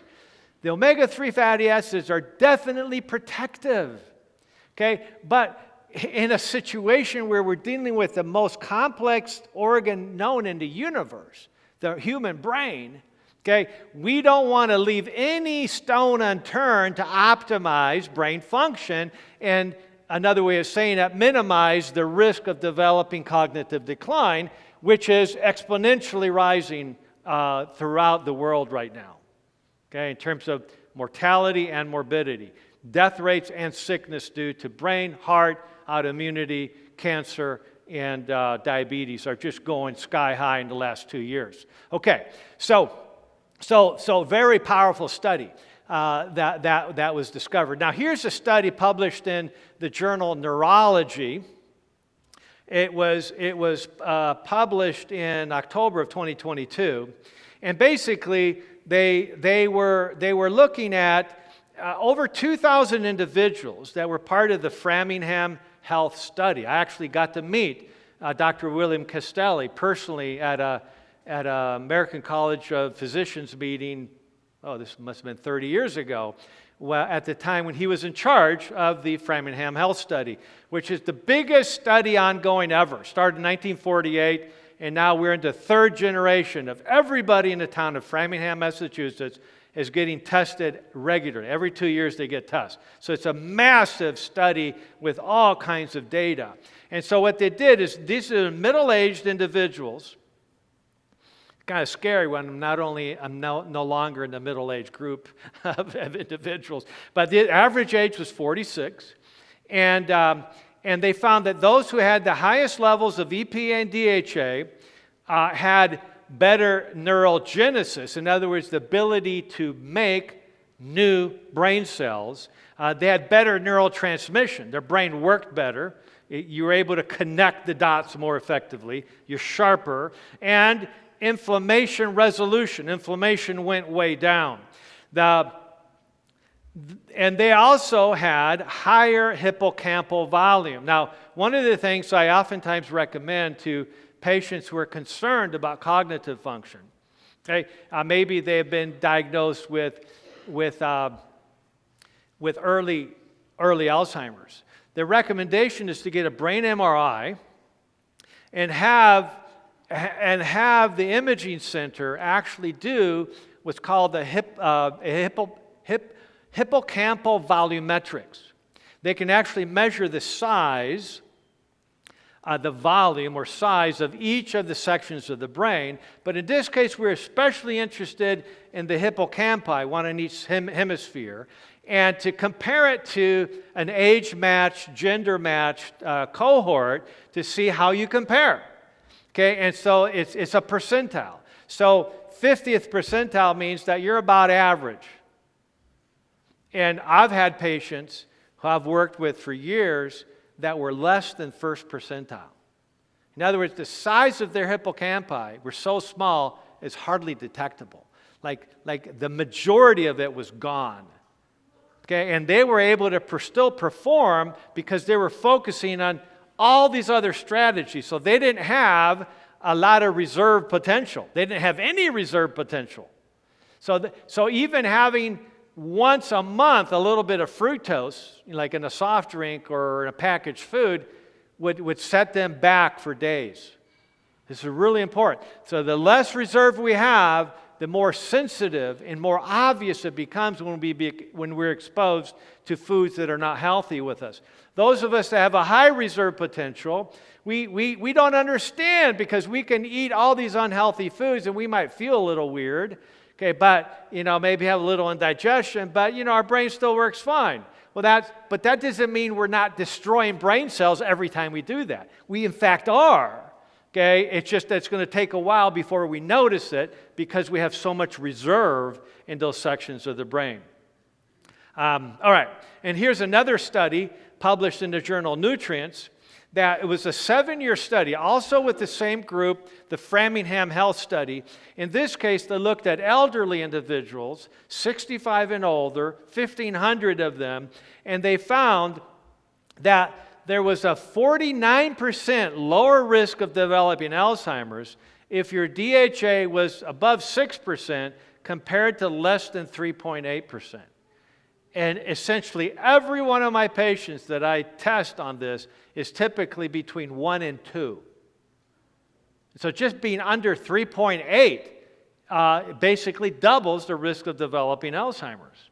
So this is very, very critical to pay attention to. Okay, so in order to get effective improvements in Alzheimer's, we must address the underlying causes of the disease and focus on combination strategies. That's why we have multiple steps, many, many steps. A comprehensive network-based synergistic approach. It will be necessary to target multiple pathways simultaneously. You don't try this for a while and say, well, that didn't work. Then we try this for a while, well, that didn't work. You got to do it at the same time or else it's not going to work, more than likely. Okay? In order to effect an improvement in symptoms and into pathophysiology. So the goal is to not simply normalize. In other words, somebody has a hemoglobin A1C of let's say 6.2. So they're not quite diabetic, but they're advanced pre-diabetic. I don't want to just, normalizing would be to get it under 5.7. Under 5.7% is the level of blood sugar that is considered to be normal, but it is absolutely not healthy. Healthy, or optimally healthy, is a level right around 5.1, 5.0. Now, I'm not saying a diabetic that's on medications to get down to 5.1. That would be actually dangerous. We know that. Okay? You don't just take more insulin or more medication to get your A1C better. That's very deadly. In fact, it increases your risk of premature death even due to heart disease. But I had a good friend, a dentist in Guam, who had type 1 diabetes, and he was so motivated to get his A1C down, he kept trying to drive it down. And I kept warning him, says, don't drive it down because he's a type 1 diabetic, the only way he can drive it down by taking more insulin. Okay, well, that's the main way he was doing it. And he did that, and one day, the driver behind him noticed that they thought he was drunk. It was after he had finished in his dental practice that day at the Guam 7th Adventist Clinic, and his car was weaving back and forth on a road, and he hit one of these big cement poles that's literally this big around. He hit it with his foot all the way down on the gas pedal. Killed him instantly. Okay, and he was a really good guy. He was going to be the next dental clinic director. He played on our softball team. He was a really great young health professional. And he passed away largely because he was trying too hard to lower his blood sugars but in this case with insulin, and allowed himself to become hypoglycemic, and that he was literally driving under the influence when he did that. Okay, so be careful. Be careful with how you go about doing things. So we want to optimize things, not just normalize. So if we can get to the point where we don't need the medication anymore, and most diabetics can get to that point, right? Where we can gradually get off the medication because we're improving everything so much, and then we can get the A1C down to 5.0. I had a quick story. I had a gentleman who was a big philanthropist, given millions of dollars to Loma Linda, La Sierra, and other organizations.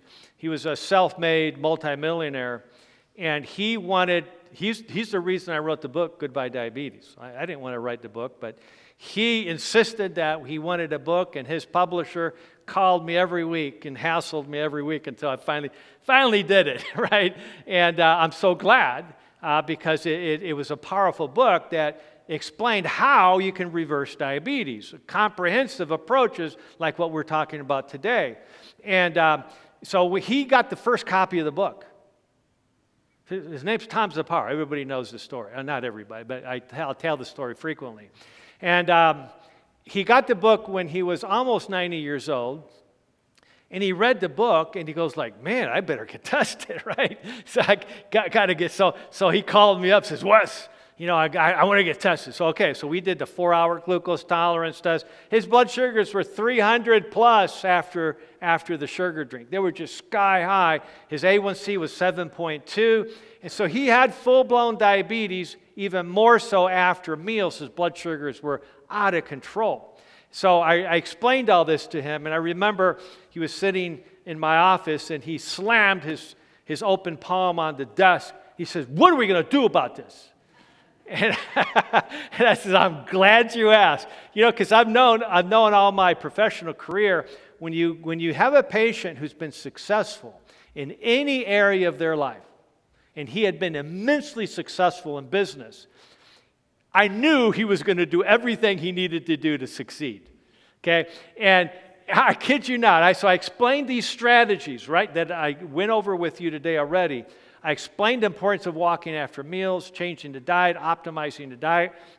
5 weeks later, I get a call from Mr. Zapara.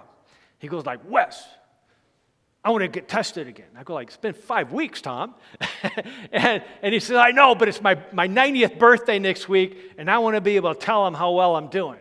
So I said, okay, that's a good motivation. We tested him. He'd already reversed his type 2 diabetes. His A1C was now 6.2. Okay, from 7.2. So he didn't have diabetes anymore, and no medicine, just natural lifestyle medicine. And then 3 months later, he said, I want to get tested again. So we tested him again, and he came down to 5.7, right there at the border of prediabetes. And another 3 months, he was down at 5.2, and that was 10 years ago, and he's still at 5.1, 5.2. He just turned 100 years old last year, okay, in July. And so don't ever tell me that you're too old to reverse any disease, because Tom believed he could do it. And he says on the video, which you can see in the Diabetes Undone program, he says, I prayed to God. He says, I didn't pray that God would just heal me. I prayed to God that he would give me the resolve to do what I needed to do to reverse this disease. And that's exactly what God gave him, the resolve so that he could do it effectively. That's a very powerful story that motivates me. There's all kinds of comprehensive lab testing. I'm not going to go over all these today. That you can look at these. These are also on page 83 of my Memory Makeover book. I'll just put them up here long enough so you can go back to the video and look at those more carefully if you want to. All kinds of this is not even all the tests. This is just the core test that I recommend.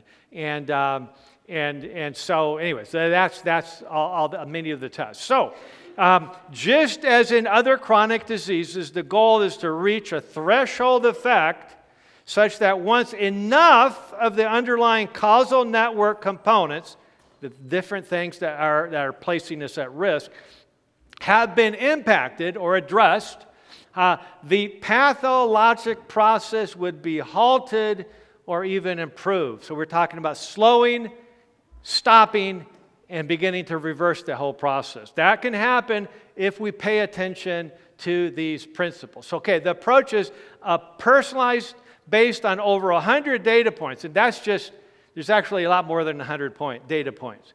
But in other words, there's a lot of things to consider, okay, including lab scans, cognitive tests, medical history. The protocol is continued optimization over time.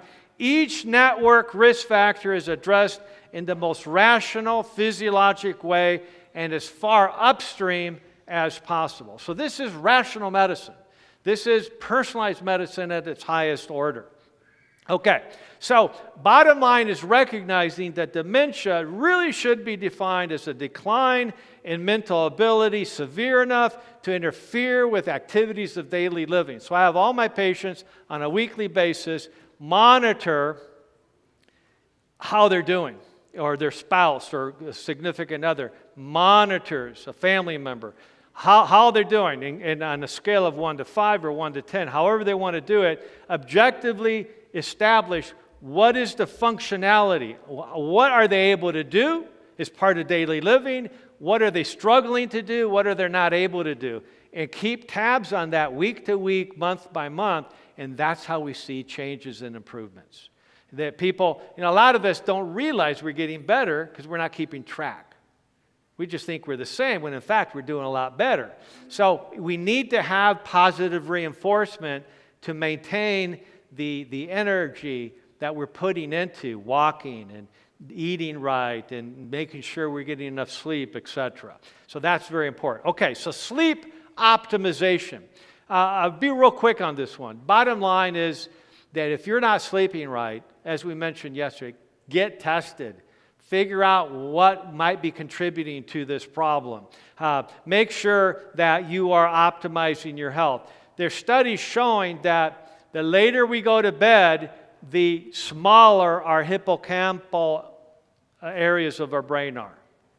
Okay, so in other words, just going to bed late, even if we still get a full 8 hours of sleep, just going to bed late by itself is associated with more damage to neurons in our memory centers of the brain. So in other words, don't game the system by saying, well, I'll just stay up to 1 because I won't get up to 9 anyways. I'm getting my 8 hours. Doesn't work that way. The 2 hours of sleep before midnight are twice as effective at producing melatonin and helping heal the body than the hours after midnight are. Okay, so be aware. In other words, the circadian rhythm matters. Okay, you want to be aware of that. It's estimated that sleep disruption ultimately impacts about 1/3 of our genome. In other words, it changes the expression. It turns off the good genes and it turns on the unhealthy genes, the genes that promote cancer, etc. And you know what? 1/3 of our genome represents about 7,000 genes that are being influenced negatively because of regular sleep disruption. So be aware of that. That's why it's so critical. So Dr. Nerdegaard from the University of Rochester, he showed that the byproducts of daytime brain function must be detoxified at night. This is really interesting. Okay, so that the brain is like a supercomputer that's just generating all kinds of waste product because of all the energy it's using. The brain can use like up to 1/3 of the sugar of the carbohydrates we consume. The brain uses a tremendous amount of energy, just like a supercomputer would. Okay, and that has to be cleaned up at night. It can't be cleaned up during the day because it's being used during the day. So that's why we need to have a long enough and quality enough sleep at night so that we can defrag the brain computer properly. So what does the work is what is referred to now as the glymphatic system. That literally pumps cerebral spinal fluid through the brain. And this is Dr. Rudy Tanzi from Harvard, Department of Neurology, explains it this way. The brain actually constricts at night. It's like a sponge that's squeezing and like washing out, flushing out toxins as the fluid is going through it and gets rid of all these toxins. And that happens at night when we're having quality sleep. If we're not sleeping properly, basically you have a toxic brain. And that's not going to go over well over time. Okay, so that's really important. Okay, optimized diet. You know, we could spend hours on this. I'm just going to say a few things about this because there's a lot of information on this point in the Diabetes Undone program that starts on Tuesday night. So basically promoting a whole foods plant-based diet, or what we refer to as a plant-strong diet. Cutting out refined carbohydrates is probably the number one strategy that you need to be aware of. Excess carbohydrates, and what I mean by especially refined carbohydrates, but as any diabetic knows, if you have to moderate your carbohydrate intake. You can't just eat all the carbs you want just because they're whole plant-based. I know many of my colleagues promote that perspective, but I challenge them to test their patients' blood sugars 1 and 2 hours after the meals, and that'll prove that doesn't work. That simply does not work. Well, if it does, then you're okay. But in other words, you got to moderate the total carbohydrate intake to match what's going on with the person's metabolism at that point in time. So the more dysfunctional the metabolism is, the more careful you need to be with how you're taking in carbohydrates. And by the way, that doesn't mean that you have to limit your non-starchy vegetables. Okay, those are carbohydrates, but they're a completely different carbohydrate food. Why? Because there's actually very little carbohydrate there. It's mainly fiber and nutrients. Okay, so you can pretty much eat all the non-starchy carbohydrates you want, and you're not eating a high carbohydrate diet. Even though by volume you're in a high carbohydrate diet, you're just not getting that many calories that are carbohydrates when you're using a high non-starchy carbohydrate diet. Now, I'm not against starchy carbohydrates. Don't misunderstand me. Just we have to moderate that. And the most important one to consume, for most of us, not everybody, would be legumes. Peas, beans, lentils of any kind. Most of us, when we cook those well, those are really healthy. And it's been said that eating beans for dinner one night will lower your blood sugar after dinner, after breakfast, and after lunch the next day. That's how they carry over of how beans control blood sugars effectively because of how they slow down initially they slow down the uptake of carbohydrate through the fiber, but they also just help control blood sugars metabolically. Now, if you eat a cup and a half of beans, which is actually 3 servings, okay, let's just be clear. If you eat a cup and a half of beans, which is real easy to do, okay, even eating 2 cups of chili, right, real easy to do, that's 4 servings. And then you check your blood sugar at 1 hour and it's 220, what do? Okay, don't eat 4 cups of beans again for a meal unless you can prove that is actually working for you now. The other thing you do is exercise lightly immediately after the meal, because exercising after the meal will lower your after meal 1 or 2 hour blood sugar by anywhere from 1 to 3 points for every minute that you participate in that activity. So if your blood sugars are 220 at 1 hour after a meal, even after eating a 100% plant-based diet, you just happen to have more starches than your body could handle for you at that time, and then you go exercise for 30 minutes immediately after that meal, instead of being 220 after that same meal, now you're going to be around 130. Just because you did that 30 minutes of walking. Because you're going to get about a 3-point drop for every minute that you exercise. And that is therapeutic. That is acting just like insulin without the damaging effects of extra insulin. Okay, so this is how you can strategize optimizing your health by looking at an optimal diet, but also including exercise at timely moments to improve your ability to handle more healthy carbohydrates. But the key is cutting out the junk food, the fast food, and the simple carbs from your diet. And you can still have some fruit, okay? You just got to moderate it for the same reason, right? So everybody's a little different. You just need to figure out. And how do you know if you have prediabetes or diabetes? What's happening at 1 hour? How do you know? You got to check. Okay, that's why a lot of people are just getting these continuous glucose monitors, which insurance will not pay for it unless you're on insulin. But, who made the rule that you don't do any medical treatment unless insurance pays for it? Who made that rule? Okay, don't let insurance companies, determine what you do. Okay, pay for it yourself. Okay, that's what I did. Okay, just pay for it yourself just to see what's going on, or just get your own little glucometer, right, and finger stick. That can be just as accurate. Make sure when you test your blood sugars, do not poke the tip of your finger, because that's where all your nerve endings are. Okay, poke the side of the tip of your finger.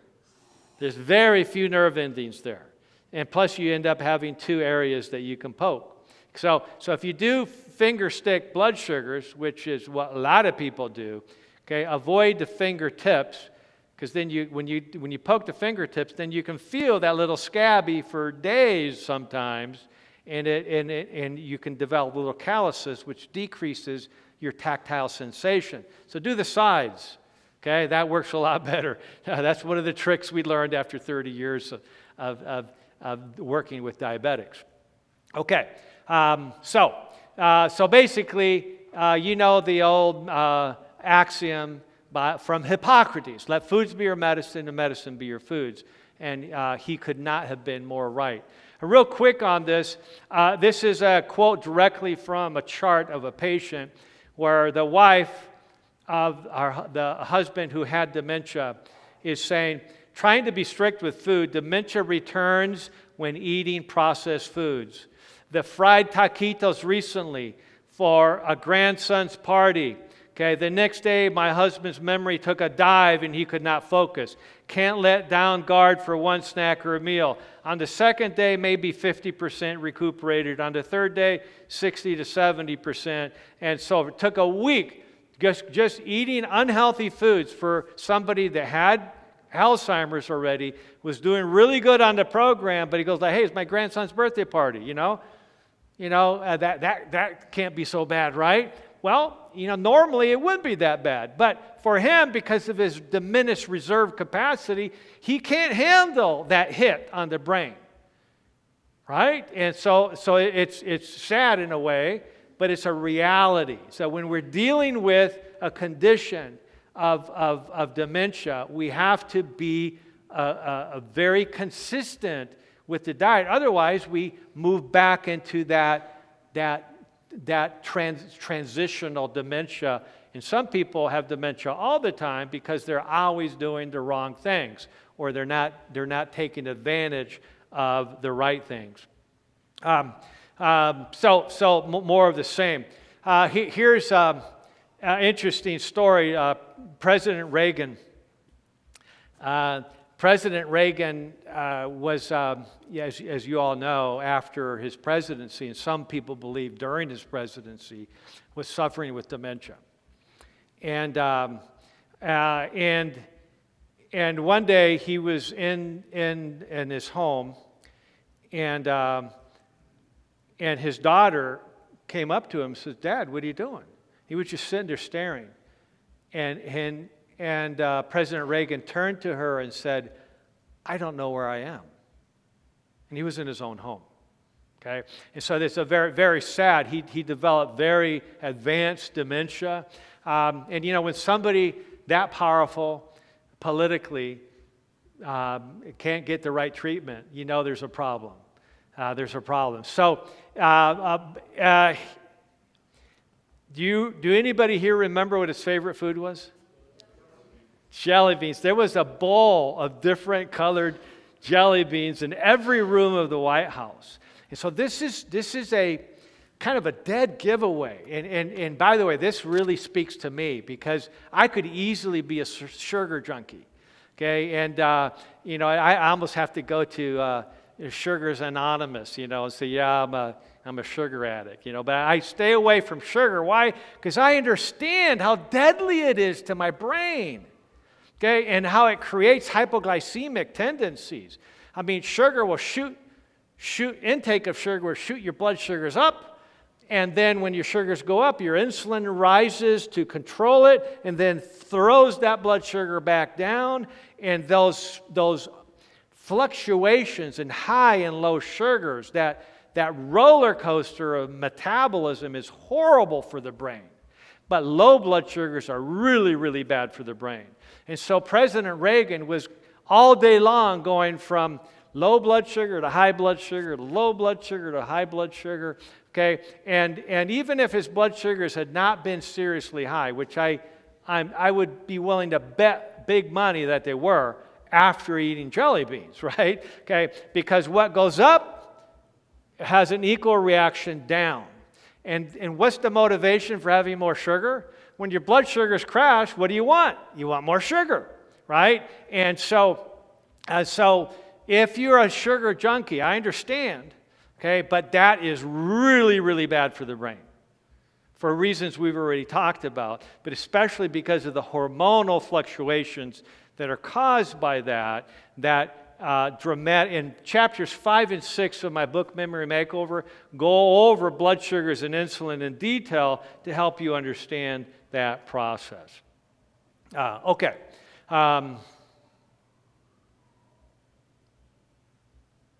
There we go. All right. Many of you have been wondering, what in the world is he going to say about this? Okay. Be wise about alcohol.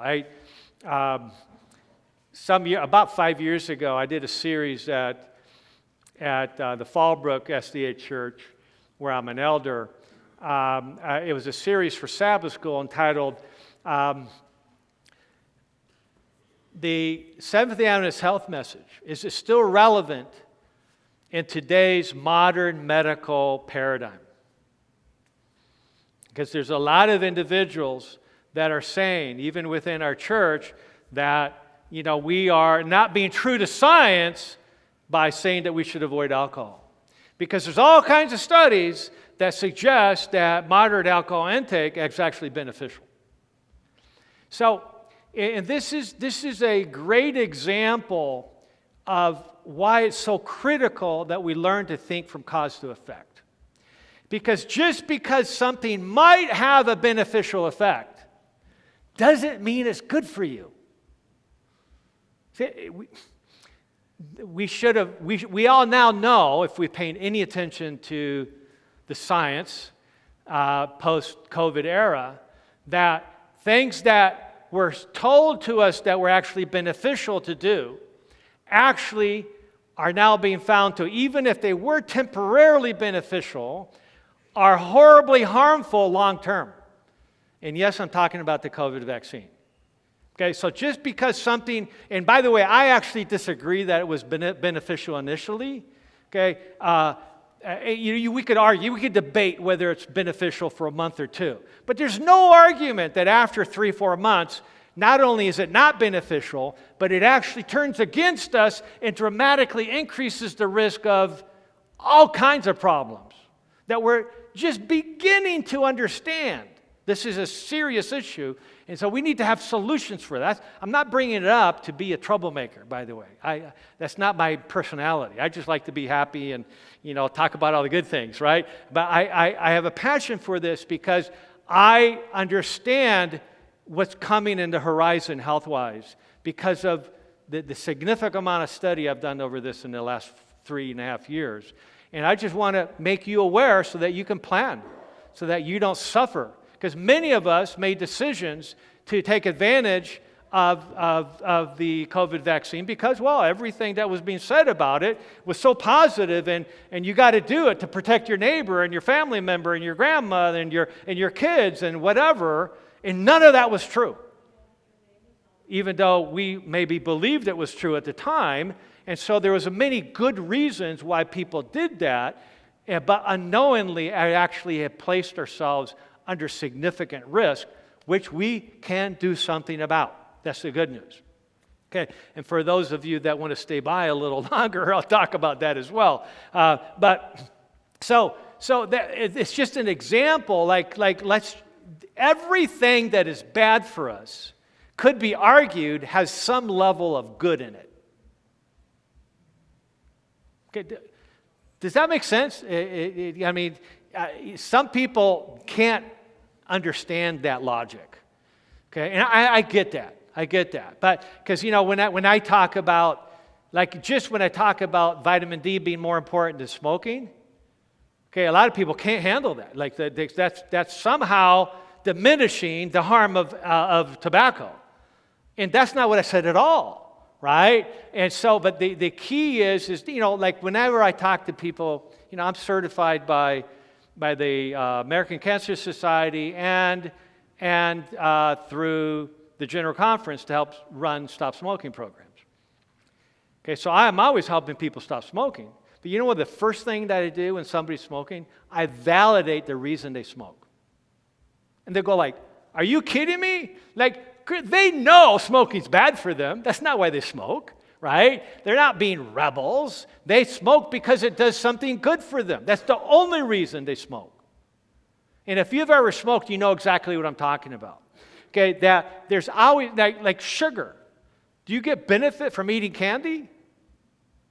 Kids, do you like eating candy? Come on. Yeah, okay, it's a good answer. But you get, that feels so good. It tastes so good. And for maybe 5 minutes, you're like, whoa, I'm feeling better. I got more energy. My brain's working better. But then you go through an hour or two of feeling worse. Right? So you have to reason from cause to effect and say, okay, even if there is some benefit initially, what's the long-term impact? What's the risk-benefit? Right? That's the most critical question in science and medicine and public health. And we've failed that horribly recently. Partly because the study was never done. The study was never done. And the study that was done already proved it was bad. I read the study that Pfizer came out with, and that study was all we needed to know to never do that. And yet it was completely ignored or spun in a way to make you think like it was really good when it obviously wasn't. Okay, so the bottom line is that we have to sift through the initial propaganda and understand the real message. For instance, there's pros and cons with alcohol. I used to teach a wellness class for a secular university. This is on the island of Guam, at the University of Guam, where everybody drinks lots of beer. Not everybody, but almost everybody. Okay, where kids, 14 years of age and older are just guzzling beer. And even younger, because it's in every big party. It's a big family get-togethers on Guam. And they just drink tons of beer. I had a patient one day, and I was naive, I was fairly new on the island of Guam, and I was just asking, he came to see me because he had liver problems, and he was younger than I was. And so I said, well, so he recognized, he told me, he says, yeah, I'm probably drinking more than I should. So I said, oh, well, okay, how much are you drinking? He said, like 2 or 3. And I go, like 2 or 3 cans? And he goes, no cases. And I'll be honest with you, I didn't know what a case was. I thought he meant 6-packs. So I said, 2 to 3 6-packs? And he goes, no cases. I was like, what's a case? It's like, so he was drinking. I mean, I couldn't believe it. But why would he lie to me? But why would anybody say they're drinking that much, right? And he would just basically drink for 4 or 5 hours every evening. He just down it. I don't know how anybody can drink that much of anything. Okay, and yet he could do it, and he goes like, oh yeah, I got some friends that do a lot more than I do. So you got the difference between the amateurs and the professionals there, right? So the point is that I did a class where I made it real practical. It's almost like a clinical class I did for the college students. And these were, again, all secular college. And I knew that debates were the best way to learn things. Because in health and science, you can easily mislead somebody by even giving them the facts. One of my favorite books at Loma Linda University was a book entitled, you remember this, Sonia? How to Lie with Statistics. It was taught in Intro to Epidemiology. I took almost every single class you could take in biostatistics and epidemiology because I really wanted to understand the science of studies. And this little book called How to Lie with Statistics showed you how you could tell the truth but completely mislead the public. And most health professionals that don't take the time to actually understand what the study really meant. Sometimes you can't read the conclusions of studies because they're wrong. They don't even fit with the actual data that you're getting, right? So it's a whole new world out there in terms of who do you believe. Okay, but the bottom line, I would have every student do 3 debates, participate in 3 debates. And then this was before I actually said anything about the topic. So they didn't know what I thought about it. So they have to do their own research. And you had 3 people that were on the pro side, 3 people that were on the con side. So we talked about all kinds of health behaviors, including alcohol. And every time, I did that class 4 times on the island of Guam, and every time, and I'd have the students vote who had the most persuasive argument, which team won the argument, etc. And every single time, and the debate was, what is healthier? Okay, abstaining completely from alcohol or moderate drinking. And this was on an island where everybody, moderate drinking is like, well, I just had 1 case today, right? Or I just had 1 six-pack. That's all. Come on, that's not bad, right? Okay, and so I was pleasantly surprised that every single time the students, without knowing anything about what I believed, before I gave the lecture, from my perspective, they always voted for the most persuasive, and the team that won was always the team that argued on the side of abstinence. Kind of blew me away. I didn't expect that. Why? Because if you put any amount of time in studying the research, there's no other conclusion you can come to. Okay? And yet, on so many Harvard health professional studies, their epidemiology suggests that those who drink more are less likely to get diabetes and hypertension. Okay, so they use that statistic. Okay, but when you go back to the new studies, the researchers are showing that the reason heart disease rates appear to drop in those who drink versus the teetotalers, the abstainers, is because included in the abstainers is the group of people that are alcoholics or that can't drink because of medical issues and drugs that they're taking. And so that completely skewed the data such that when you remove the past alcoholics and those that have to abstain because of medical conditions, there was no benefit of alcohol at all, at any level. Okay? And there's still a paradigm in medicine today that moderate drinking is good for heart disease. And it's just simply not true. But even if it was true, let's just argue for a second that it is true. Would that be a good thing to do then? What is the missing question? What other health issue are you sacrificing even by trying to improve heart disease outcomes?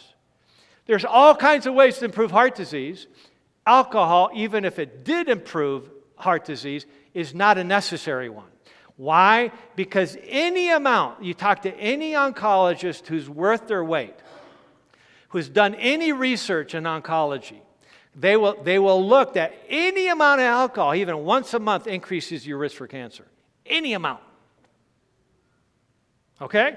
So all right. So that's why we're almost done here. Okay, with this section, and then if some of you want to stay by after we dismiss, I can talk a little bit about excess mortality as well, because that could take a little bit longer. Okay, so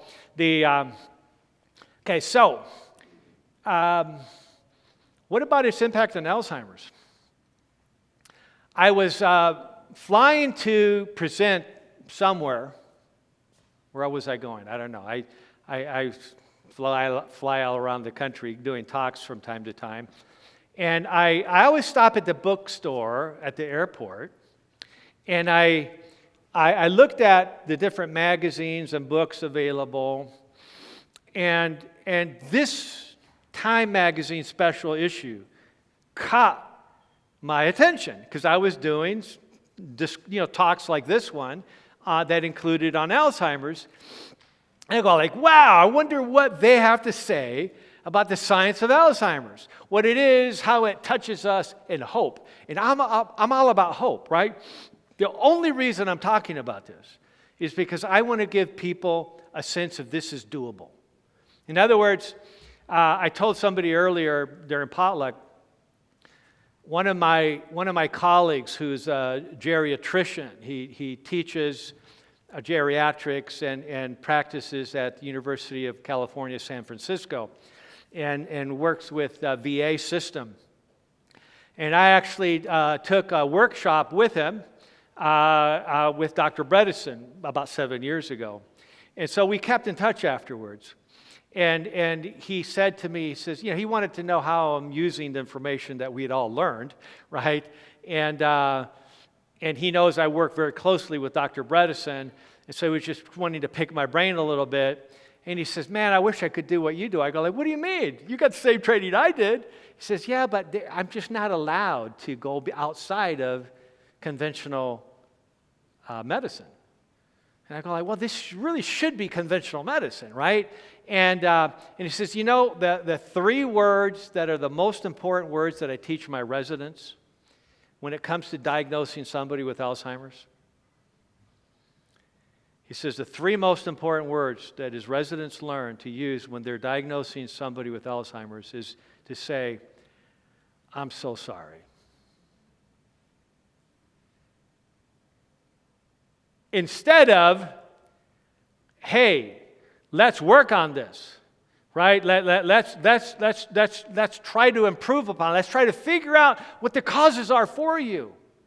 Okay, but to just simply say to somebody, I'm so sorry, there's really, and conventionally speaking, there's really nothing for this other than some medicines that temporarily impact symptoms but do not change the course of the disease at all.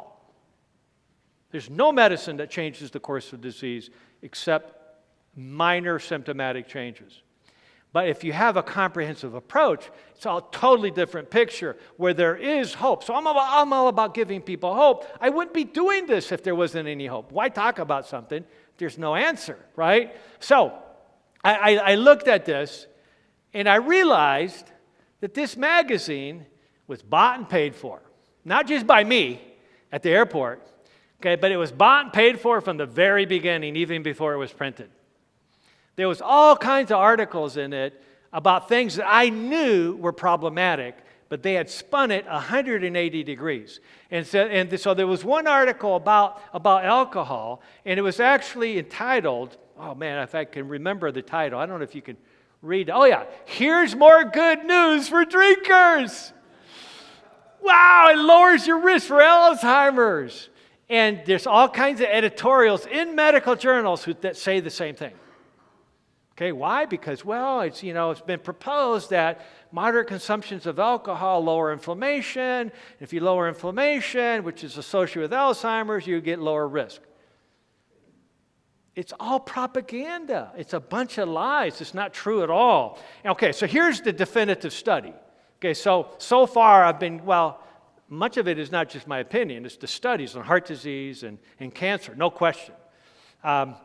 President Reagan's oncologist, remember he had colon cancer as well? His oncologist, who's one of the top cancer doctors in the country at the time, he wrote a book, and in this book, he basically addressed this very question. He said, And he was the one that said even one drink a month is going to dramatically increase your risk of cancer.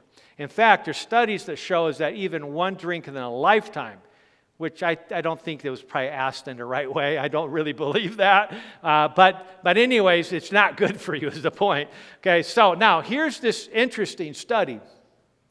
The moderate alcohol consumption as risk factor for adverse brain outcomes and cognitive decline, a 30-year study. So let's just cut to the chase. Here's a 30-year study. And here's what they discovered. This was published in 2017 in the British Medical Journal, which, by the way, is one of the only peer-reviewed medical journals that kept some level of integrity during COVID.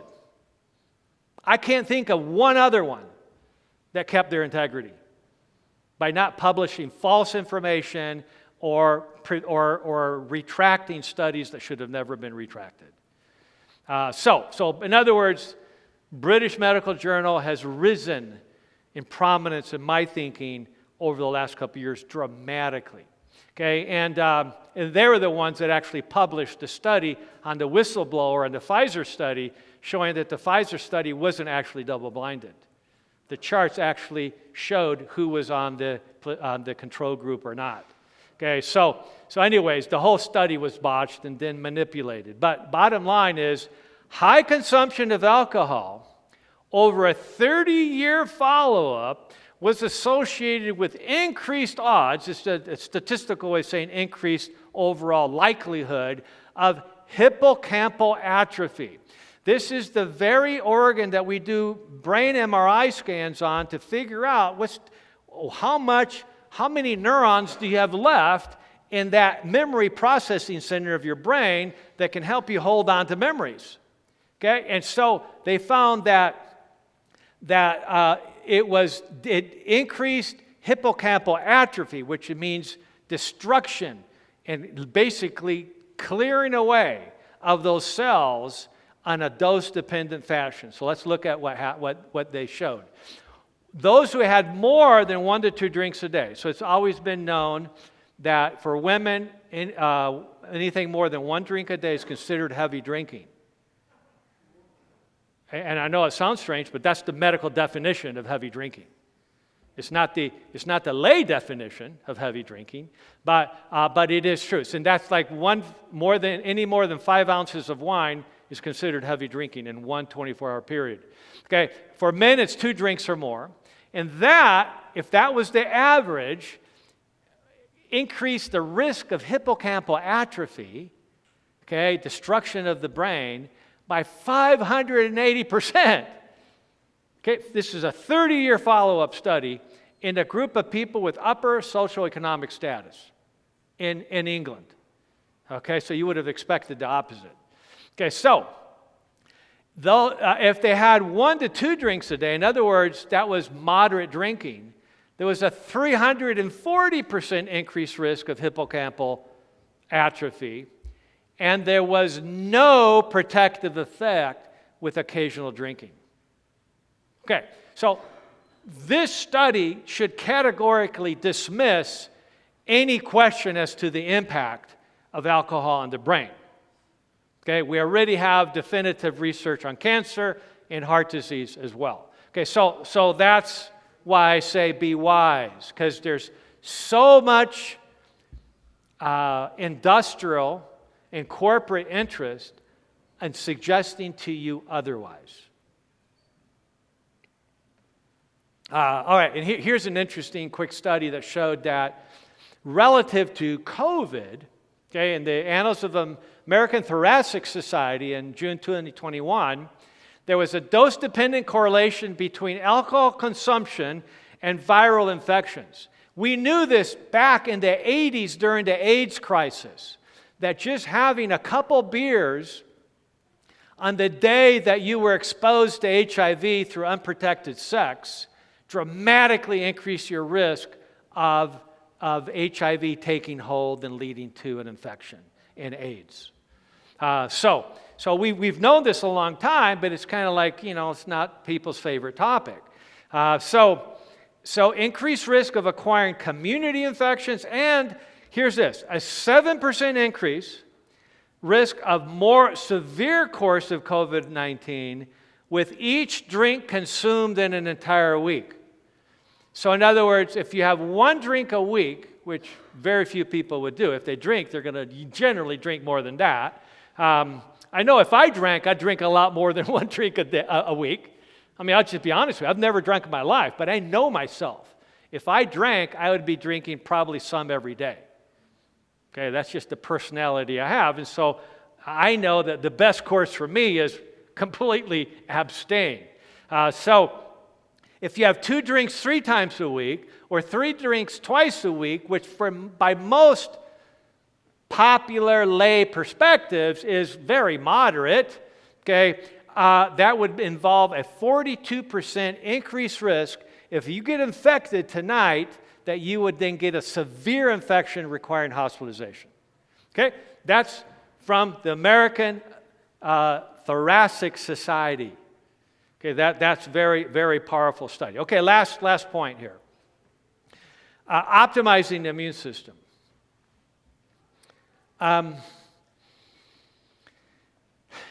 But basically, everything we've talked about to date is critical for optimizing the immune system. We just shared that just very even moderate consumption of alcohol increases your risk of a very serious viral infection.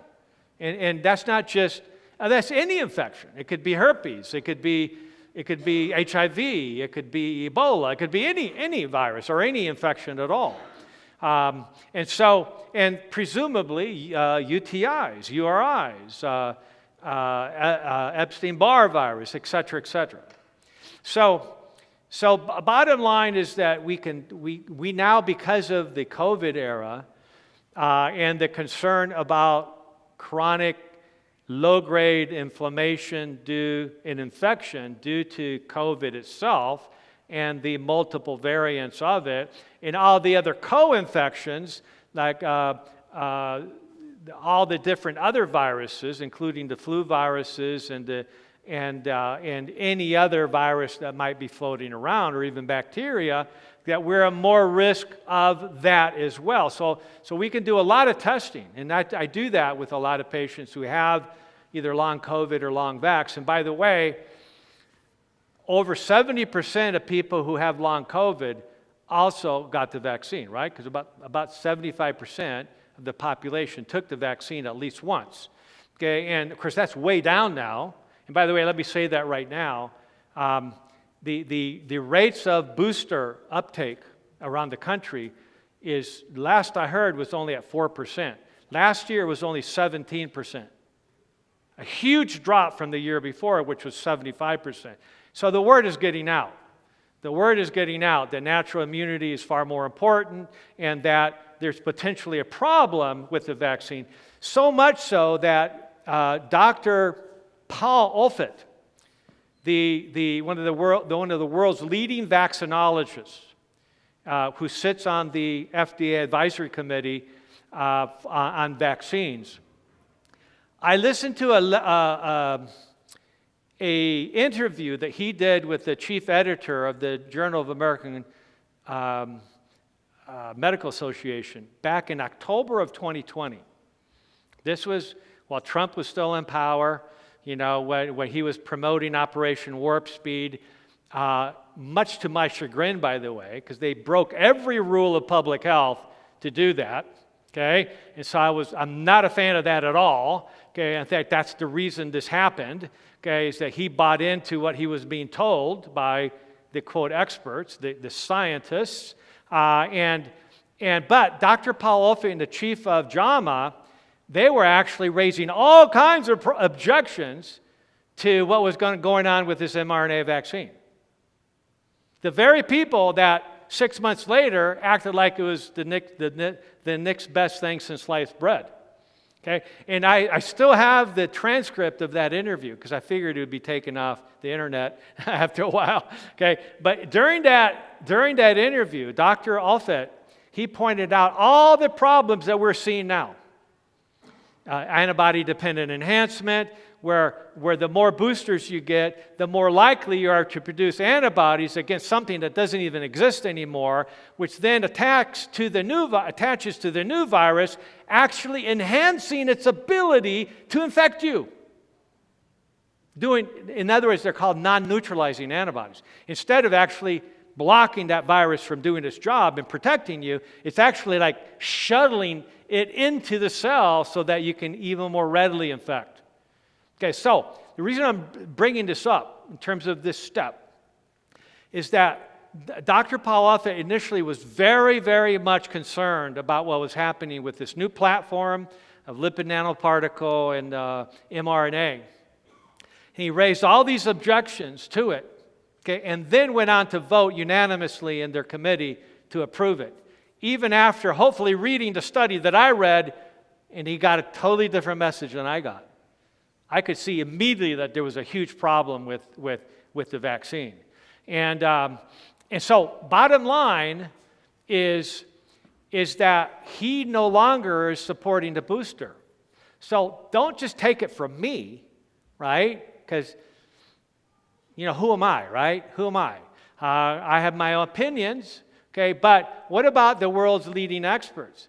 He didn't get the booster last year. He actually went on video and mentioned this. You can look it up, okay? And he also said he wasn't going to do the booster this year either.